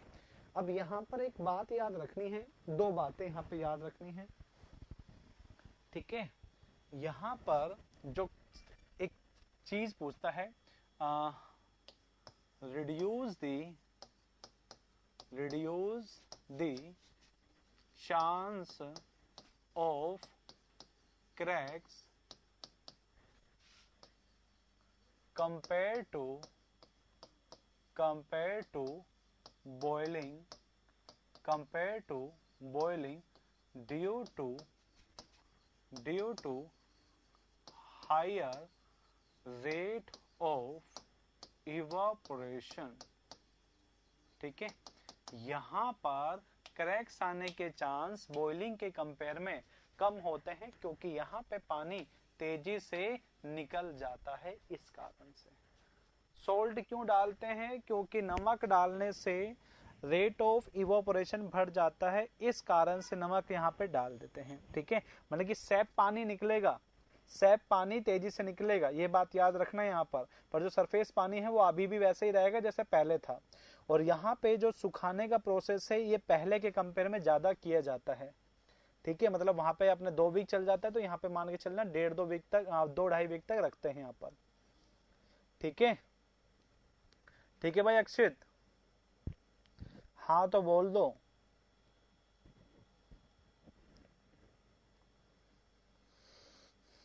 कुछ नहीं,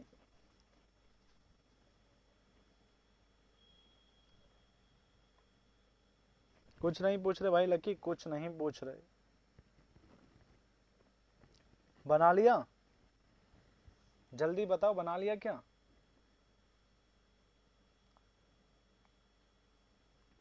ओ लल्ला,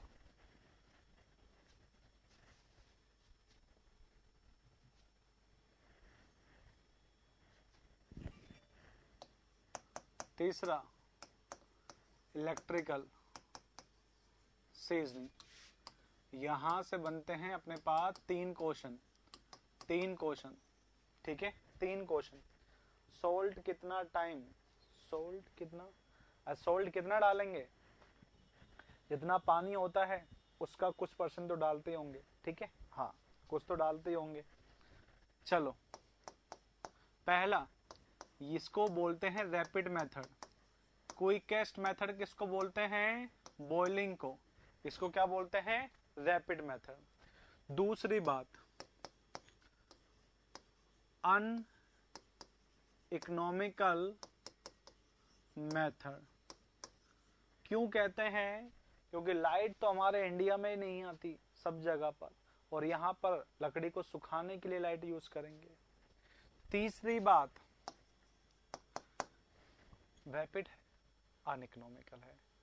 एक बात और थी, uniform seasoning of timber obtain. अब तुम इस क्वेश्चन को देखोगे तुम्हें हर जगह अलग अलग मिलेगा। कोई इलेक्ट्रिकल को कहता है, कोई वाटर को कहता है, जबकि जो बुक है रंग वाला वो कहता है कि जो इलेक्ट्रिकल सीजनिंग है वो यूनिफॉर्म सीजनिंग इसी से ही मिलती है। मतलब यूनिफॉर्म सीजनिंग का मतलब क्या होता है कि जो पूरा सरफेस है ना, हर सरफेस पर जो पानी का रिडक्शन होगा वो बराबर होगा। समझ गए? तो यूनिफॉर्म सीजनिंग जो मिलती है वो इसी के अंदर मिलती है। ठीक है? ठीक है क्या? हाँ तो बोल दो भाई, हाँ बोल दो हाँ।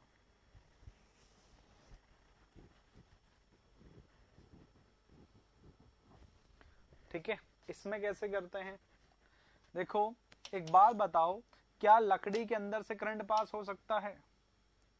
एक बात बताओ, क्या लकड़ी के अंदर से करंट पास हो सकता है? तुम कहोगे ऐसा कतई नहीं हो सकता, क्योंकि जो टिम्बर होता है, क्योंकि जो टिम्बर होता है वह क्या होता है? वह होता है bad conductor, bad conductor of electricity.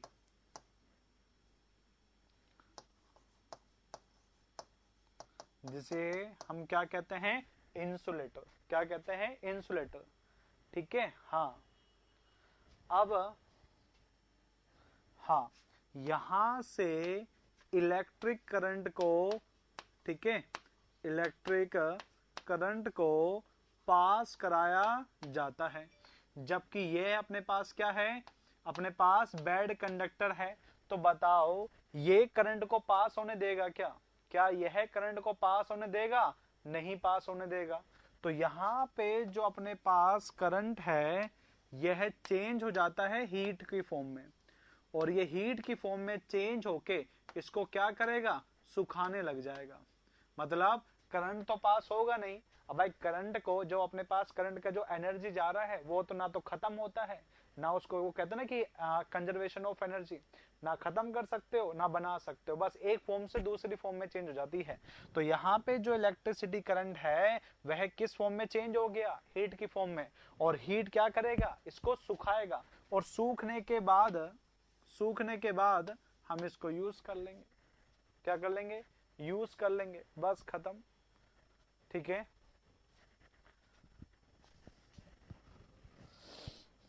तो तुम आग क्यों लगा रहे हो? तुम्हें आग लगाने नहीं है।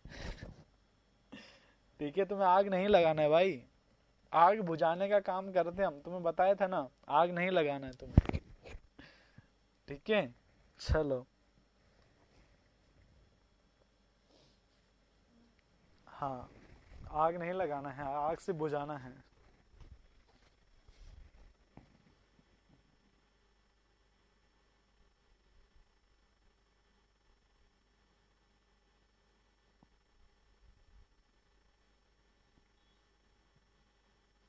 ठीक है, चलो।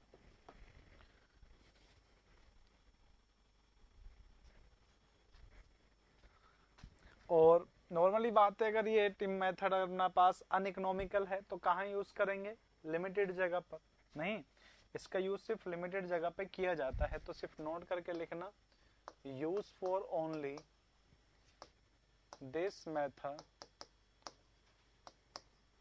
This method is use for only, use for valuable timber, use for valuable timber. ठीक है, अब बात आती है सर ये वैल्यूबल टिम्बर कौन से होते हैं? वैल्यूबल टिम्बर बहुत सारे होते हैं, जैसे अपने पास प्लाईवुड हो गया, फाइबरवुड हो गया, हार्डवुड हो गया, ये सारे अपने पास क्या है, वैल्यूबल टिम्बर है, मतलब बिजनेस पर्पज से जो टिम्बर यूज किए जाते हैं। वाह बेटा वाह, शाबाश, बहुत सही पकड़े हो। ठीक है,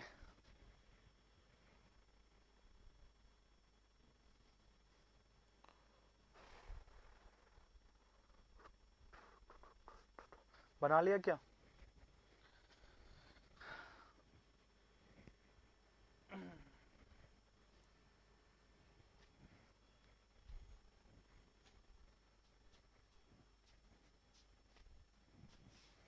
बैक, ये लो, बना लिया जितेंद्र, स्क्रीनशॉट ले लो।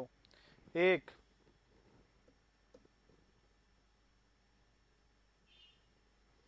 प्लाईवुड तो प्रोडक्ट है, तो इसको बिजनेस पर्पज से तो यूज करते हैं। क्या प्लाईवुड तुम लेने नहीं जाते तुम्हारे बेड के लिए? क्या तुम प्लाईवुड को अपने बेड बनाने में यूज में लेते हो या नहीं लेते? जल्दी से बताओ।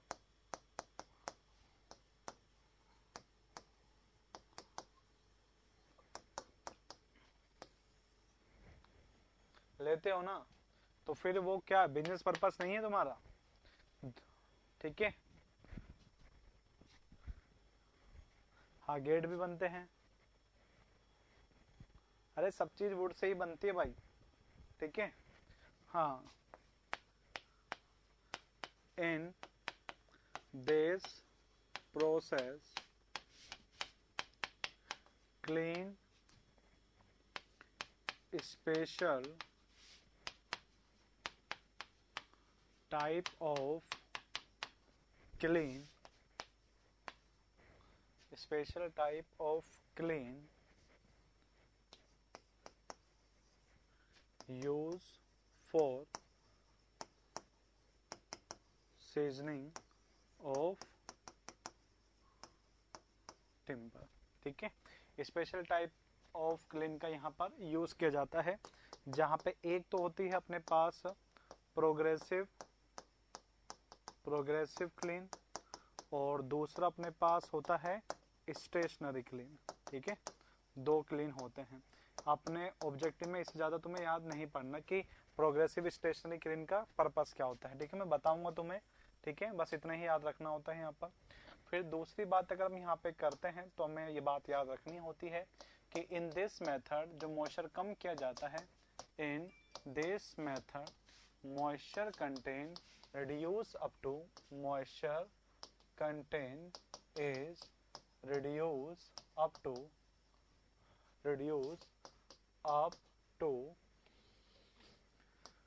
12 से 15%। ओके, बात करते हैं यहाँ पे टाइम की। Time for seasoning, time of process, time of seasoning in this method is 5 to 7 days। ठीक है, और दूसरी बात यहाँ पे आती है टेम्परेचर कितना रखा जाता है।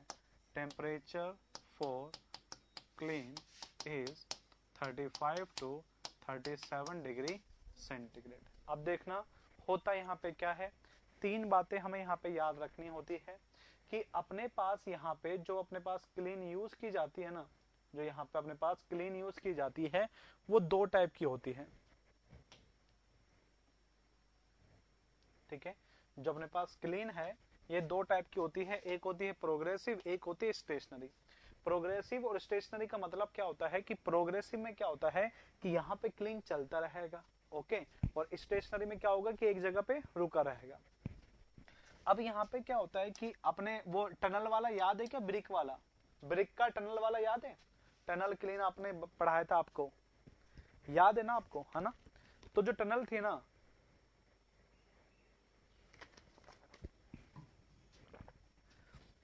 जो टनल था वह प्रोग्रेसिव का पार्ट होता है, ये मान के चलना। ठीक है, जो अपने पास प्रोग्रेसिव है, प्रोग्रेसिव अपने पास जो क्लीन है, ये मान के चलना कि किसका जैसा होता है, टनल जैसा। ठीक है, अब टनल में मैंने आपको क्या बताया था कि भाई ये आपके पास एक क्लीन हो गया और इस क्लीन के अंदर इसको अलग अलग उसमें डिवाइड कर दिया, अलग अलग उसमें डिवाइड कर दिया, ये अलग और ये अलग। ठीक है, और यहाँ पे यह चलता है, ये फर्नेस अपने पास चल रहा है। ठीक है, आपने क्या करा, टिम्बर को यहाँ पे रख दिया और यहाँ से गर्माहट आ रही है, गर्माहट मतलब यहाँ से हीट निकल रहा है। ओके, अब ये आगे चलता रहेगा, ये टिम्बर आगे चलता रहेगा और सूखता रहेगा, चलता रहेगा सूखता रहेगा, यहाँ से लेकर इसको बाहर से हम ले लेते हैं इस तरीके से। मतलब प्रोग्रेसिव में क्या है कि टिम्बर अपना आगे चलता रहता है और एक जगह से हीट निकलता रहता है, कहां से, इसके आउट से निकलता रहेगा और इनसे हम रखते रहेंगे। ठीक है, स्टेशनरी में क्या होता है कि यह 3 चेंबर बने हुए हैं, 3 लकड़ी रखी हुई है और सूखता जा रहा है। समझ गए, स्टेशनरी के अंदर अपना जो क्लीन के अंदर रख दो इन वाली जगह से और वह चलता रहेगा अलग अलग चेंबर से, और उसमें हीटिंग होती रहती है। और मेन हीटिंग कहां से निकलती है, जहां से इसको निकालना है, आउटवर्ड डायरेक्शन से। ठीक है, और जहां पे स्टेशनरी क्लीन है ना, उसमें क्या है कि रख दो, यहाँ पे रख दो, और यहाँ पे आता है अपने पास एक फ्रेम बना हुआ जहां पे हमें दिखता है कि टेम्परेचर कितना है, तो हम टेम्परेचर फिक्स कर देते हैं। कितना टेम्परेचर फिक्स कर दिया, 35 से 37 डिग्री, 35 से 37 डिग्री। पहले ऐसे नहीं कर, पहले करा हमने 20 डिग्री, फिर 25, फिर 30। एक दिन में हमने क्या करा कि धीरे धीरे करके टेम्परेचर बढ़ाया। क्यों, क्योंकि इस चैम्बर के अंदर, इस क्लीन के अंदर एयर है, एयर में क्या है, पानी है, जिसे ह्यूमिडिटी कहते हैं। तो हमें जो एयर है ना, जिसमें ह्यूमिडिटी है, उसको पहले गर्म करना है, मतलब एयर के अंदर जो पानी है उसको निकालना है। तो एक दिन टेम्परेचर हम बढ़ाएंगे, कैसे, ग्रेजुअली, और कहां तक लेके जाएंगे, 35 से 37 डिग्री। ओके, फिर 7 दिन तक, 5 से 7 दिन तक कांस्टेंट इतना रखेंगे और सूख जाएगा। कितने दिन में, 5 से 7 दिन में। समझ गए, समझ गए कैसा होता है। और इस टिम्बर के अंदर बहुत ज्यादा हमारा पैसा लगता है, इसलिए हम कहते हैं इसको तभी यूज करना तब कब हमारा हो, लार्ज स्केल पर हो। ठीक है, this method is use for seasoning on large scale. जब बड़े स्केल पर, मतलब ज्यादा टिम्बर को सुखाना हो तो ही इसका यूज करना, नहीं तो तुम इसको हाथ में मत लगाना, क्योंकि पैसा बहुत ज्यादा लगने वाला है। समझ गए, प्रोग्रेसिव के अंदर जो क्लीन है वो मूविंग में होगा, और स्टेशनरी के अंदर जो फर्नेस है वो मूविंग नहीं होगा। सर ये ऊपर वाला पॉइंट इसी का है क्या, कौन सा ऊपर वाला, कौन से वाले, ये वाले क्या, ये वाले, हाँ हाँ इसी के हैं।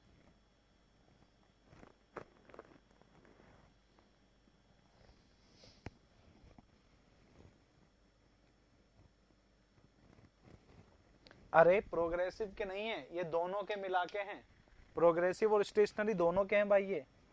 ठीक है, मैं तो बता रहा हूँ दोनों में डिफरेंस क्या है, आपको इतना याद नहीं रखना। मेंस में क्वेश्चन आया था, define the special type of clean for use for the seasoning, 15 number का, तो उसमें बताना पड़ता है प्रोग्रेसिव और स्टेशनरी, तो उसके लिए तुम्हें याद रखना पड़ता है। स्टेशनरी में बेटा ये मूविंग नहीं होता है, टेम्परेचर को बढ़ा देते हैं, 5 हमने 35 से 37 डिग्री, और 7 दिन के लिए छोड़ देते हैं। समझ गए, समझ गए भाई बेटा जितेंद्र, जल्दी करो, हमने सोचा था कि आज कन्वर्जन पूरा करवाना है, तुम तो अब तक सीजनिंग पे अटके हुए हो। हमने सोचा था कन्वर्जन तक लेके जाएंगे आज, जो कल तुम्हें प्रिजर्वेशन और डिफेक्ट करके खत्म करवा सके, पर तुम तो अभी भी इस किसके ऊपर अटके पड़े हो, बहुत धीरे चलते हो तुम लोग, सच बता रहे हैं तुम्हें।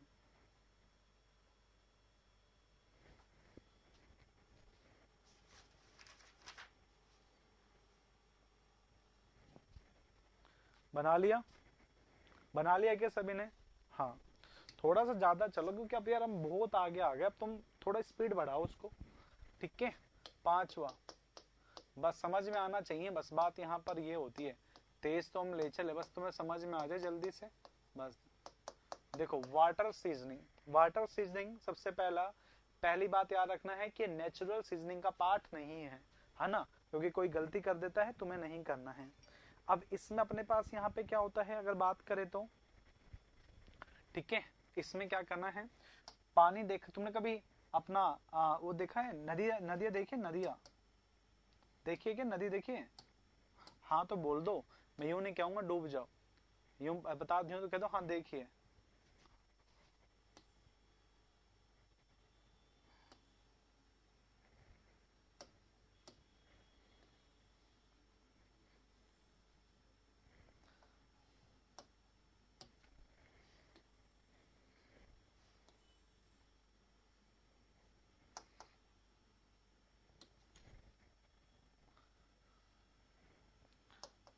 बताओ पानी देखी नहीं देखी? तो ये पानी बह, ये रिवर है, ठीक है, रिवर या कुछ ही मान लो अपने पास, के नहर मान लो, कैनाल मान लो, जो भी तुम मानना चाहो। ये है तुम्हारे पास क्या है, ये रिवर है, रिवर मान लो या फिर कैनाल मान लो, बस पानी फ्लो होना चाहिए, ठीक है।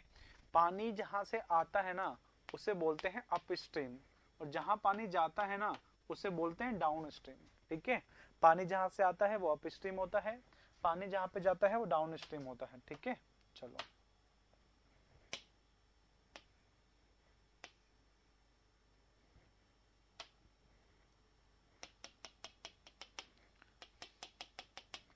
ठीक है, ऐसा मतलब बड़ा वाला जो फेस है वो अप स्ट्रीम की साइड में होता है, छोटा वाला फेस है वो डाउन स्ट्रीम साइड में होता है, और पानी का फ्लो हो रहा है, ठीक है। ये पानी कैसा है, फ्लोविंग वाटर, पानी का फ्लो होना चाहिए, ठीक है, फ्लोविंग ऑफ वाटर, पानी बह रहा है, ठीक है। कैसे बह रहा है, ऐसे ऐसे ऐसे ऐसे ऐसे ऐसे बहता जा रहा है। अब पानी जब बहेगा तो कहीं ना कहीं, पानी जब हमारा बहेगा तो कहीं ना कहीं इसके ऊपर अटैक भी तो कर रहा होगा, इसके स्ट्रक्चर पे कर रहा होगा बुरी तरीके से, दबा दब दबा दब पानी आके निकल रहा है। अब ये जो पानी आके इसके ऊपर अटैक कर रहा है ना आगे से,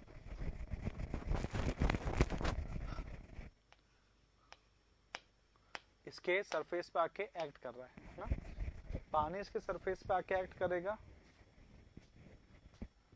हाँ हाँ बिल्कुल सही, ठीक है। पानी के अंदर इसको रख दिया, अब पानी के अंदर इसको रखेंगे तो यह है पानी इसको बहा के ले जाएगा, तो हम चाहते हैं कि पानी इसको बहा के ना ले जाए, इस कारण से हमने एक रस्सी से इसको बांध दिया, यहां से और यहां से, ये क्या करा, रस्सी से इसको बांध दिया, ठीक है, रस्सी से इसको क्या करा हमने, बांध दिया। और बांधने के बाद इसको इस सेक्शन में बनाना है, ऐसे ऐसे सेक्शन में बनाया जाता है। तो बड़ा वाला जो पोर्शन है ये कहां पर है, अप स्ट्रीम साइड, छोटा वाला पोर्शन है वो कहां पर है, डाउन स्ट्रीम साइड, और जो पानी आ रहा है ना वो इसके ऊपर एक्ट करता रहेगा, और इसके अंदर जो सैप है ना उस सैप में से पानी को ले जाता रहेगा, समझ गए। पानी आता है और पानी उसको ले जाता है। अब तुम कह रहे होंगे सर ऐसा भी होता है क्या, नहीं, ठीक है। तो पानी आ रहा है और पानी जा रहा है, ऐसा होता है क्या, तुम सच बताओ, ऐसा होता है क्या कि पानी से ही पानी को निकाल दिया, ऐसा हो सकता है क्या? कभी देखा ऐसा होता हुआ कि पानी पानी को लेके जा रहा है?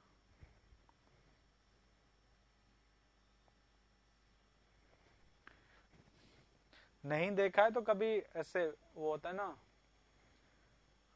क्या कहते हैं, अरे होता है ना, देखो घर के अंदर ऐसा लगा रहता है इसमें से पानी निकलता रहता है ऊपर से, क्या कहते हैं उसे, हाँ शोवर, देखा है ना, हाँ।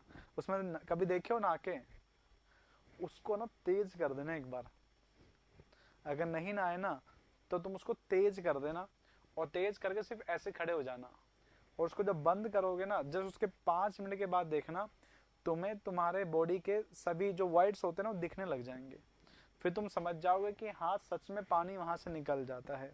नोटिस करना अब जाके, आज मत नहाना, बरसात हो रहा है बीमार पड़ जाओगे, कल नहाने दो, ठीक है।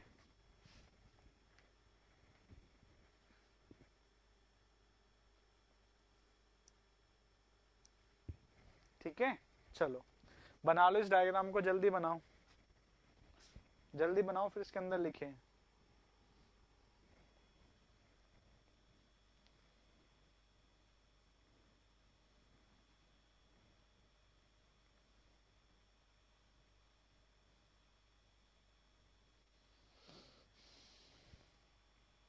बना लिया, बहुत अच्छी बात।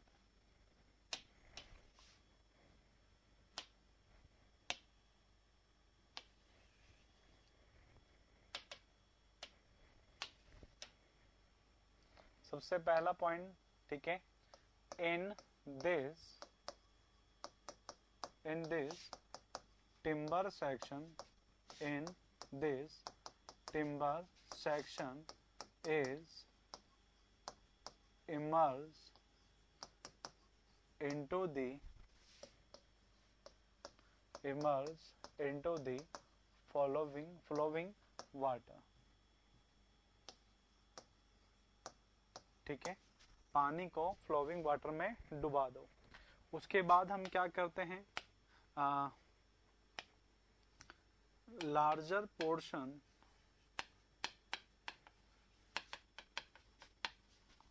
of timber is placed on upstream side and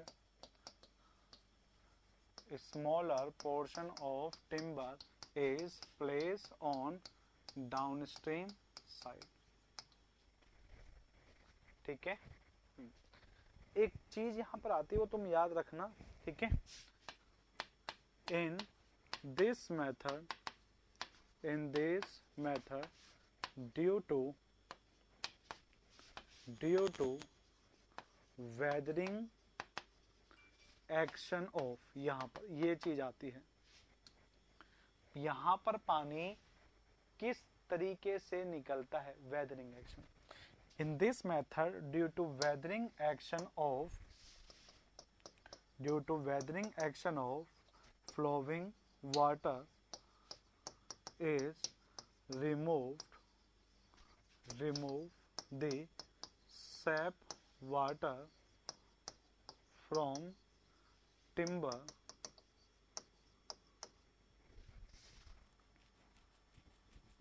and then it's subjected to natural drying for approx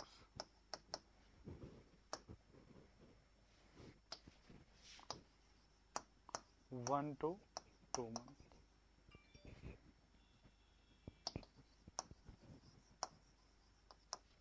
ठीक है, चलिए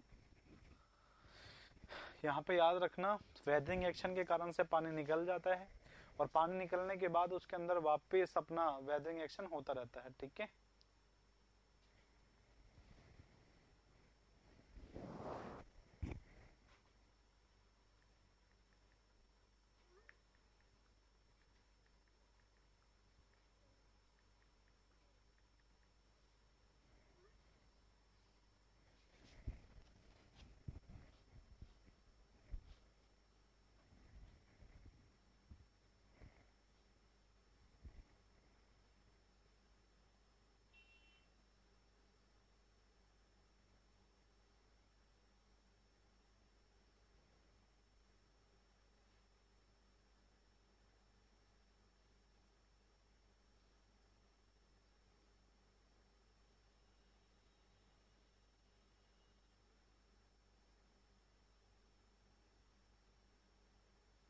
बना लिया क्या?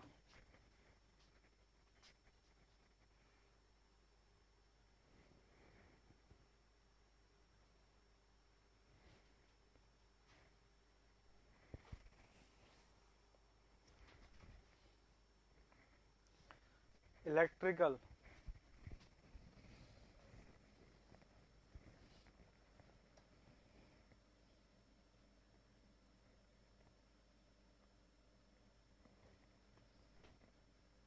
है ना। उसके बाद नेचुरल सीजनिंग करेंगे ना, क्योंकि पानी, जो पानी के अंदर से सैप वाटर ही तो निकलेगा, जो सरफेस पानी है उसको निकालने के लिए तो निकालना पड़ेगा ना। स्टेशनरी क्लीन में कुछ नहीं लिखना है, ना मैंने प्रोग्रेसिव में लिखवाया है, ना ही मैंने स्टेशनरी के अंदर, दोनों में ही कुछ नहीं लिखना है। ठीक है, हाँ बना लिया।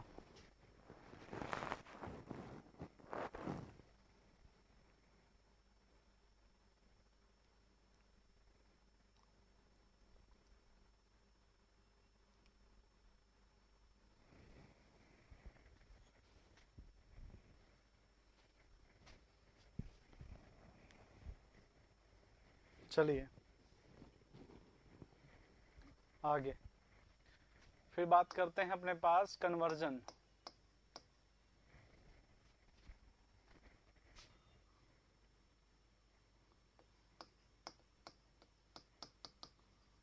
Conversion of timber. मैंने आपको कल भी बताया था कि कन्वर्जन क्या होता है, टिम्बर को रिक्वायर्ड शेप और साइज में देना क्या कहलाता है, कन्वर्जन ऑफ टिम्बर कहलाता है। जिस शेप में मैं उसको चाहता हूं कि मैं उसको यूज करूं उसी में उसको काट दिया जाता है। और जहां पे काटते हैं ना उससे आप लोकल लैंग्वेज से कहते हैं आरा मशीन। क्या कहते हैं, आरा मशीन, जहां पे लकड़ियों को काटा जाता है। वैसे उसे क्या कहते हैं अपने टेक्निकल वर्ड में, सोविंग मशीन। ठीक है, आज जल्दी क्लास ओवर कर दीजिए, नेक्स्ट क्लास भी आपका ही है। भाई ये तो डेली चलेगा, तो क्या डेली थोड़ी ना खत्म कर पाएंगे, तुम बताओ। नहीं नहीं ना, चलो। The process of the process of cutting, the process of cutting और sawing, sawing मतलब काटना, sawing a timber, cutting और sawing a timber into required shape and size, required shape and size is refer as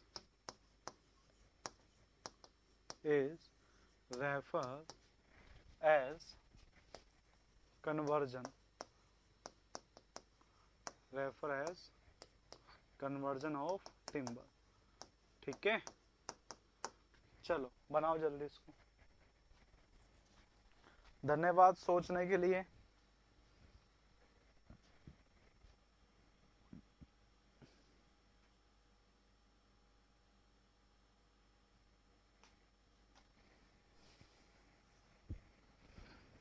process, अच्छा दी लिख दिया क्या, in this process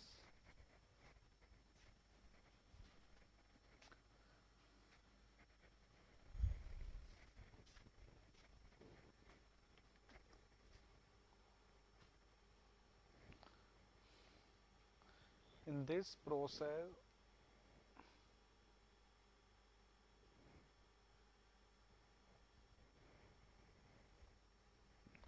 in दी नहीं आएगा, दी आएगा, दी सही है। इन द प्रोसेस, हाँ दी आएगा, प्रोसेसिंग नहीं आएगा। द प्रोसेस ऑफ कटिंग और sowing A timber into required shape and size, हाँ सही है।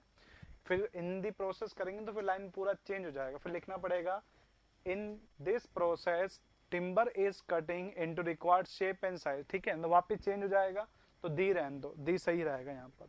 ठीक है, हाँ। अब यहाँ पे इसके बात करते हैं फॉलोइंग मेथड का। ठीक है, कौन कौन से मेथड यहाँ पे यूज किए जाते हैं। ठीक है, अगर यहाँ पे हम बात करते हैं अपने पास,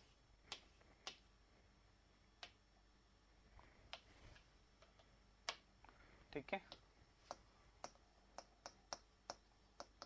following method is use in conversion of timber, use in conversion of timber.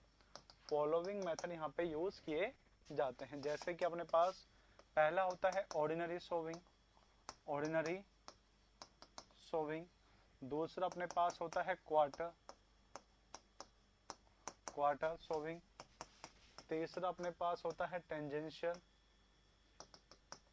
Tangential sowing. और चौथा अपने पास होता है रेडियल सोविंग। क्या होता है, रेडियल सोविंग। इससे करके 4 प्रोसेस होते हैं अपने यहाँ पर। मेथड कल करवाइएगा, हाँ एक करवा देते हैं, बाकी अपने पास 3 कल करवा देंगे। ठीक है, हाँ ठीक है, जल्दी से नोट करो। Ordinary, tangential, quarter, radial. जल्दी, ऑर्डिनरी, टेंजेंशियल, क्वार्टर, रेडियल, जल्दी से करो।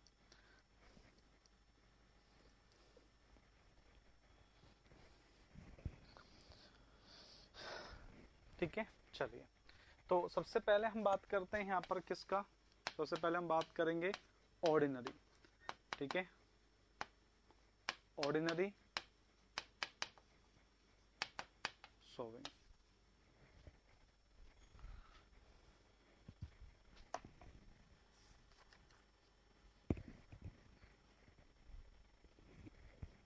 देखो सबसे पहले बात करते हैं इसके नाम की। यह इसके अदर नेम से क्वेश्चन मैंने अलग अलग स्टेट एग्जाम में अलग अलग नाम से देखे हैं। ठीक है सर, मैं ऐसे पूछ रहा था कि ये अलग टॉपिक है या प्रोसेसिंग ऑफ टिम्बर ही लिख रहे हैं। प्रोसेसिंग ऑफ टिम्बर पे ही चैप्टर खत्म हो जाएगा, ये प्रोसेसिंग ऑफ टिम्बर ही चल रहा है। ठीक है, ये प्रोसेसिंग ऑफ टिम्बर ही चल रहा है। हाँ, प्रोसेसिंग ऑफ टिम्बर में हम तीसरे प्रोसेस पे आ चुके हैं, कन्वर्जन पर। कल करेंगे प्रिजर्वेशन, उसके बाद कहीं जाके डिफेक्ट्स बचेगा हमारा। ठीक है, हाँ वो बहुत लंबा चलता है भाई ये। ठीक है, हाँ चलो। अदर नेम, इसको फ्लैट सोविंग भी कहते हैं। ठीक है, फ्लैट सोविंग पेपर में आ रखा है। और एक नाम अपने पास और था, इसी को स्लैब सोविंग भी कहते हैं, स्लैब सोविंग भी कहते हैं। और इसका एक नाम और भी था, इसी को बस्टर्ड सोविंग भी कहते हैं। ओके, इसके अदर नेम 3 है, तीनों याद रखना, अलग अलग जगह पे आ चुका है। नोट कर लिए इसके अदर नेम है बेटा, इसके नोट कर लिए क्या? बोल दो ना।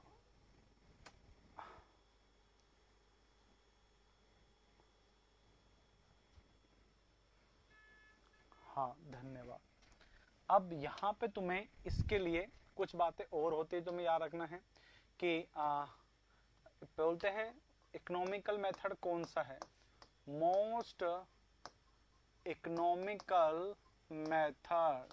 और रीजन याद रखना, due to less wastage, due to less wastage of timber in sowing process, in sowing process। Okay, ये बार बार आता है। मोस्ट इकोनॉमिकल क्या है या फिर लेस वेस्टेज किस में होता है भाई, बहुत बार आया है, बहुत बार। बस इसको ना लिख लेना कि मोस्ट इकोनॉमिकल कौन सा है, यही है। कहता है कि लेस वेस्टेज क्या होता है, यही होता है। और यही रीजन है दोनों का, कम वेस्टेज हुआ है इस कारण से मोस्ट इकोनॉमिकल हो गया, है ना। और यहाँ का जो अपने पास है ना कि इसको याद कैसे रखना है, ठीक है, इसका हिंट लाइन है ना, याद कैसे रखना है इसका हिंट लाइन, ये भी तुम्हें पता होना चाहिए। सब सोविंग का हिंट लाइन तुम्हें याद होना चाहिए। ठीक है, हिंट लाइन का मतलब होता है कि यह बनता कैसे है। ठीक है, यह बनता कैसे है। तो यहाँ पे जो कट किए जाते हैं ना, सा कट मतलब होता है मशीन से कहाँ पे कट कर रहे हो। ठीक है, saw cuts are made tangential to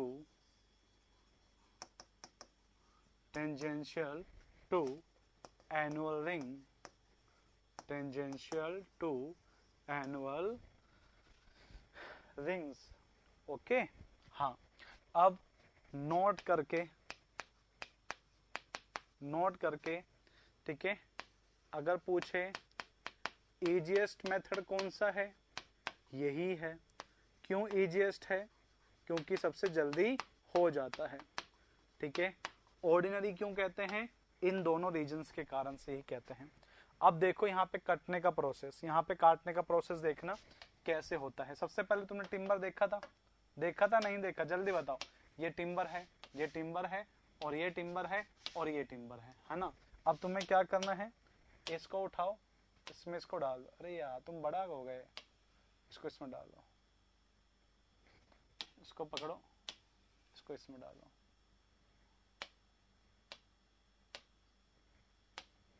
हाँ, इसको पकड़ो, इसको इसमें डालो। यह तुम्हारा टिम्बर है। ठीक है,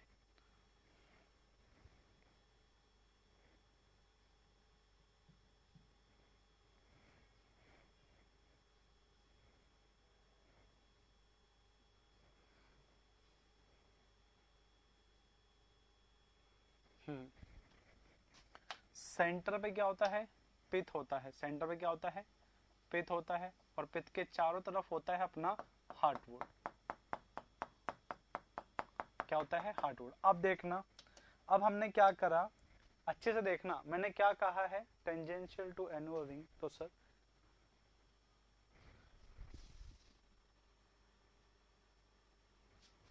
नहीं नहीं, इसी में होता है, उसमें बताऊंगा मैं, उसमें बताऊंगा टेंजेंशियल वाले में क्या होता है।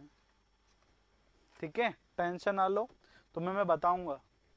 यही मैं कहता हूं कि इंटरलाइन याद रखना। इसका इंटरलाइन क्या है? सिर्फ टेंजेंशियल टू एनुअल रिंग। ठीक है, इतना याद रखो, तुम्हें पता चल जाएगा कि टेंजेंशियल में क्या होता है। ठीक है लकी, उसमें मैं बताऊंगा तुम्हें हिंटलाइन याद रखने का तरीका।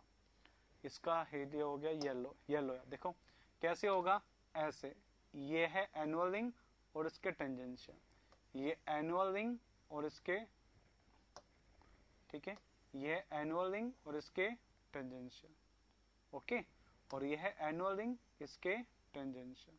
ऐसे ही यहाँ पे चलता है, ऐसे ही यहाँ से काट दिया, यहाँ से काट दिया, ठीक है।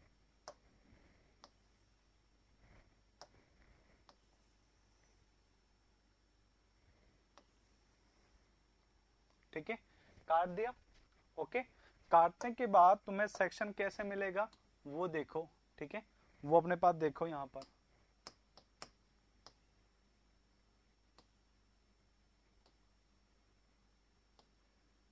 हाँ, ठीक है, अपने पास देखना यहाँ से, इस एक सेक्शन को उठा रहा हूं मैं ना, इसको एक सेक्शन को उठा के देखना यहाँ पे कैसा दिखेगा। एक सेक्शन को जब आप तुम उठाओगे तो तुम्हें एक सेक्शन मिलेगा यहाँ पे बड़ा, ठीक है, ऐसे, और एक सेक्शन मिलेगा आपको यहाँ पे छोटा, ओके। और ये है, इस तरीके से आपको कोई मिल जाएगा। मान के चलना कि मैंने ये सेक्शन उठा दिए यहाँ से, ओके, ठीक है, जग तो रहे हो ना, हाँ चलो। अब यहाँ पे क्या है कि बीच में रिंग भी जारी है, यहाँ पे रिंग भी जारी है, ऐसे एनुअल रिंग है ना। अब ऐसे सेक्शन के हम क्या करते हैं, हम यहाँ से इसको यहाँ से कट करेंगे और यहाँ से कट करेंगे। अब हमें क्या मिलेगा, अब अगेन हम यहाँ पे जाएंगे और हमें यहाँ पर एक सेक्शन मिलेगा जो कुछ देखने में आपके पास ऐसा होगा, सेक्शन ऐसा होगा, ठीक है। और ऐसे टिम्बर को आप बोलते हैं क्या, इन्हीं को बोलते हैं तख्ते और फंटे। या तो प्लांक बोल दोगे या फिर बैटन बोल दोगे। मैं आपको बताऊंगा कि प्लांक और बैटन लोग कब बोलते हैं, ठीक है। और इन फंटों को आप यूज करते हैं किसका बनाने में, आप डोर बनाने में, विंडो बनाने में, ये बेंच बनाने में, अपने टेबल बनाने में, सब जगह पर ये फंटे और तख्ते यूज किए जाते हैं, समझ गए। तो यहाँ पे वेस्टेज कम होता है, जैसा आप देख रहे हो ऊपर और नीचे कोई कुछ काम किया नहीं, आरा मशीन में मशीन ऐसे घूमता रहता है, सोविंग मशीन, और ये लेके जाते हैं और काट देते हैं अपने पास, ठीक है, समझ गए क्या।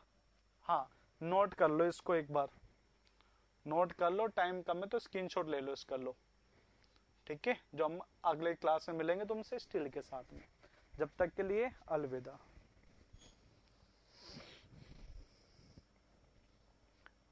ठीक है, स्क्रीनशॉट ले लो इसका, याद रखना। देखो जहां जहां पे मैंने लाइन किया है कि एक तो जो कट होते हैं वो टेंजेंशियल होते हैं एनुअल रिंग के, सबसे जल्दी मेथड यही है, सबसे क्विकेस्ट मेथड यही है, इकोनॉमिकल होता है क्योंकि वेस्टेज सबसे कम होता है, बस। और इसके जो नाम थे ना वो और ले लेना। स्क्रीनशॉट ले लिया यहाँ का स्क्रीनशॉट ले लिया क्या,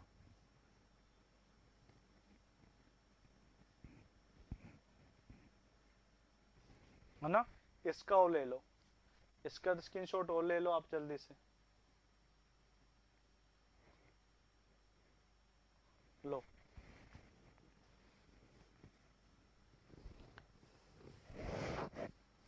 स्टेशनरी वाले के अंदर बेटा वो जो चैम्बर है ना, उसी के अंदर टेम्परेचर को बढ़ा के हम टिम्बर को गर्म कर देते हैं और कुछ नहीं करते, ठीक है। और अब तुमसे मिलेंगे कल, कल बीएमसी में तो तुमसे कल मिलेंगे, बीएमसी में नहीं मिलने वाले, स्टील में मिल लेना, ठीक है। हाँ, तो अब तुमसे कल मिलेंगे बीएमसी के लिए, हाँ, चाय के बाद, ये बिल्कुल सही पकड़ा। शबाश बेटा प्रिंस, शबाश। सर क्लीन सीजन वाला, क्लीन सीजनिंग वाला, उसमें क्या करना है, जय महाकाल, ये लो, इसका भी ले लो स्क्रीनशॉट, ये लीजिए।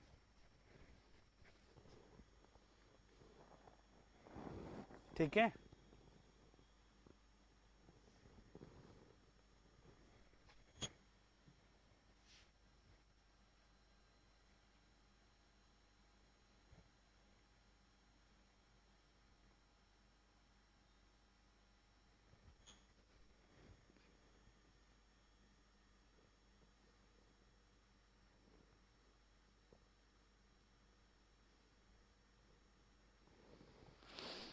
मिलते हैं वापस। अलविदा। ठीक है, चलो।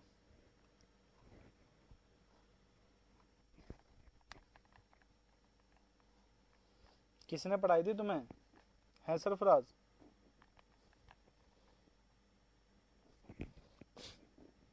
तो प्रॉब्लम तो फिर इस बार भी होगी।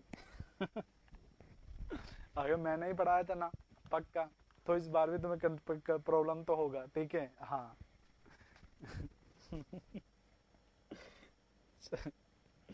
ठीक है, चलो कॉल कर लेना भाई। हाँ। मिलते हैं तुमसे। जाएं क्या अब? हाँ तो बोल दो।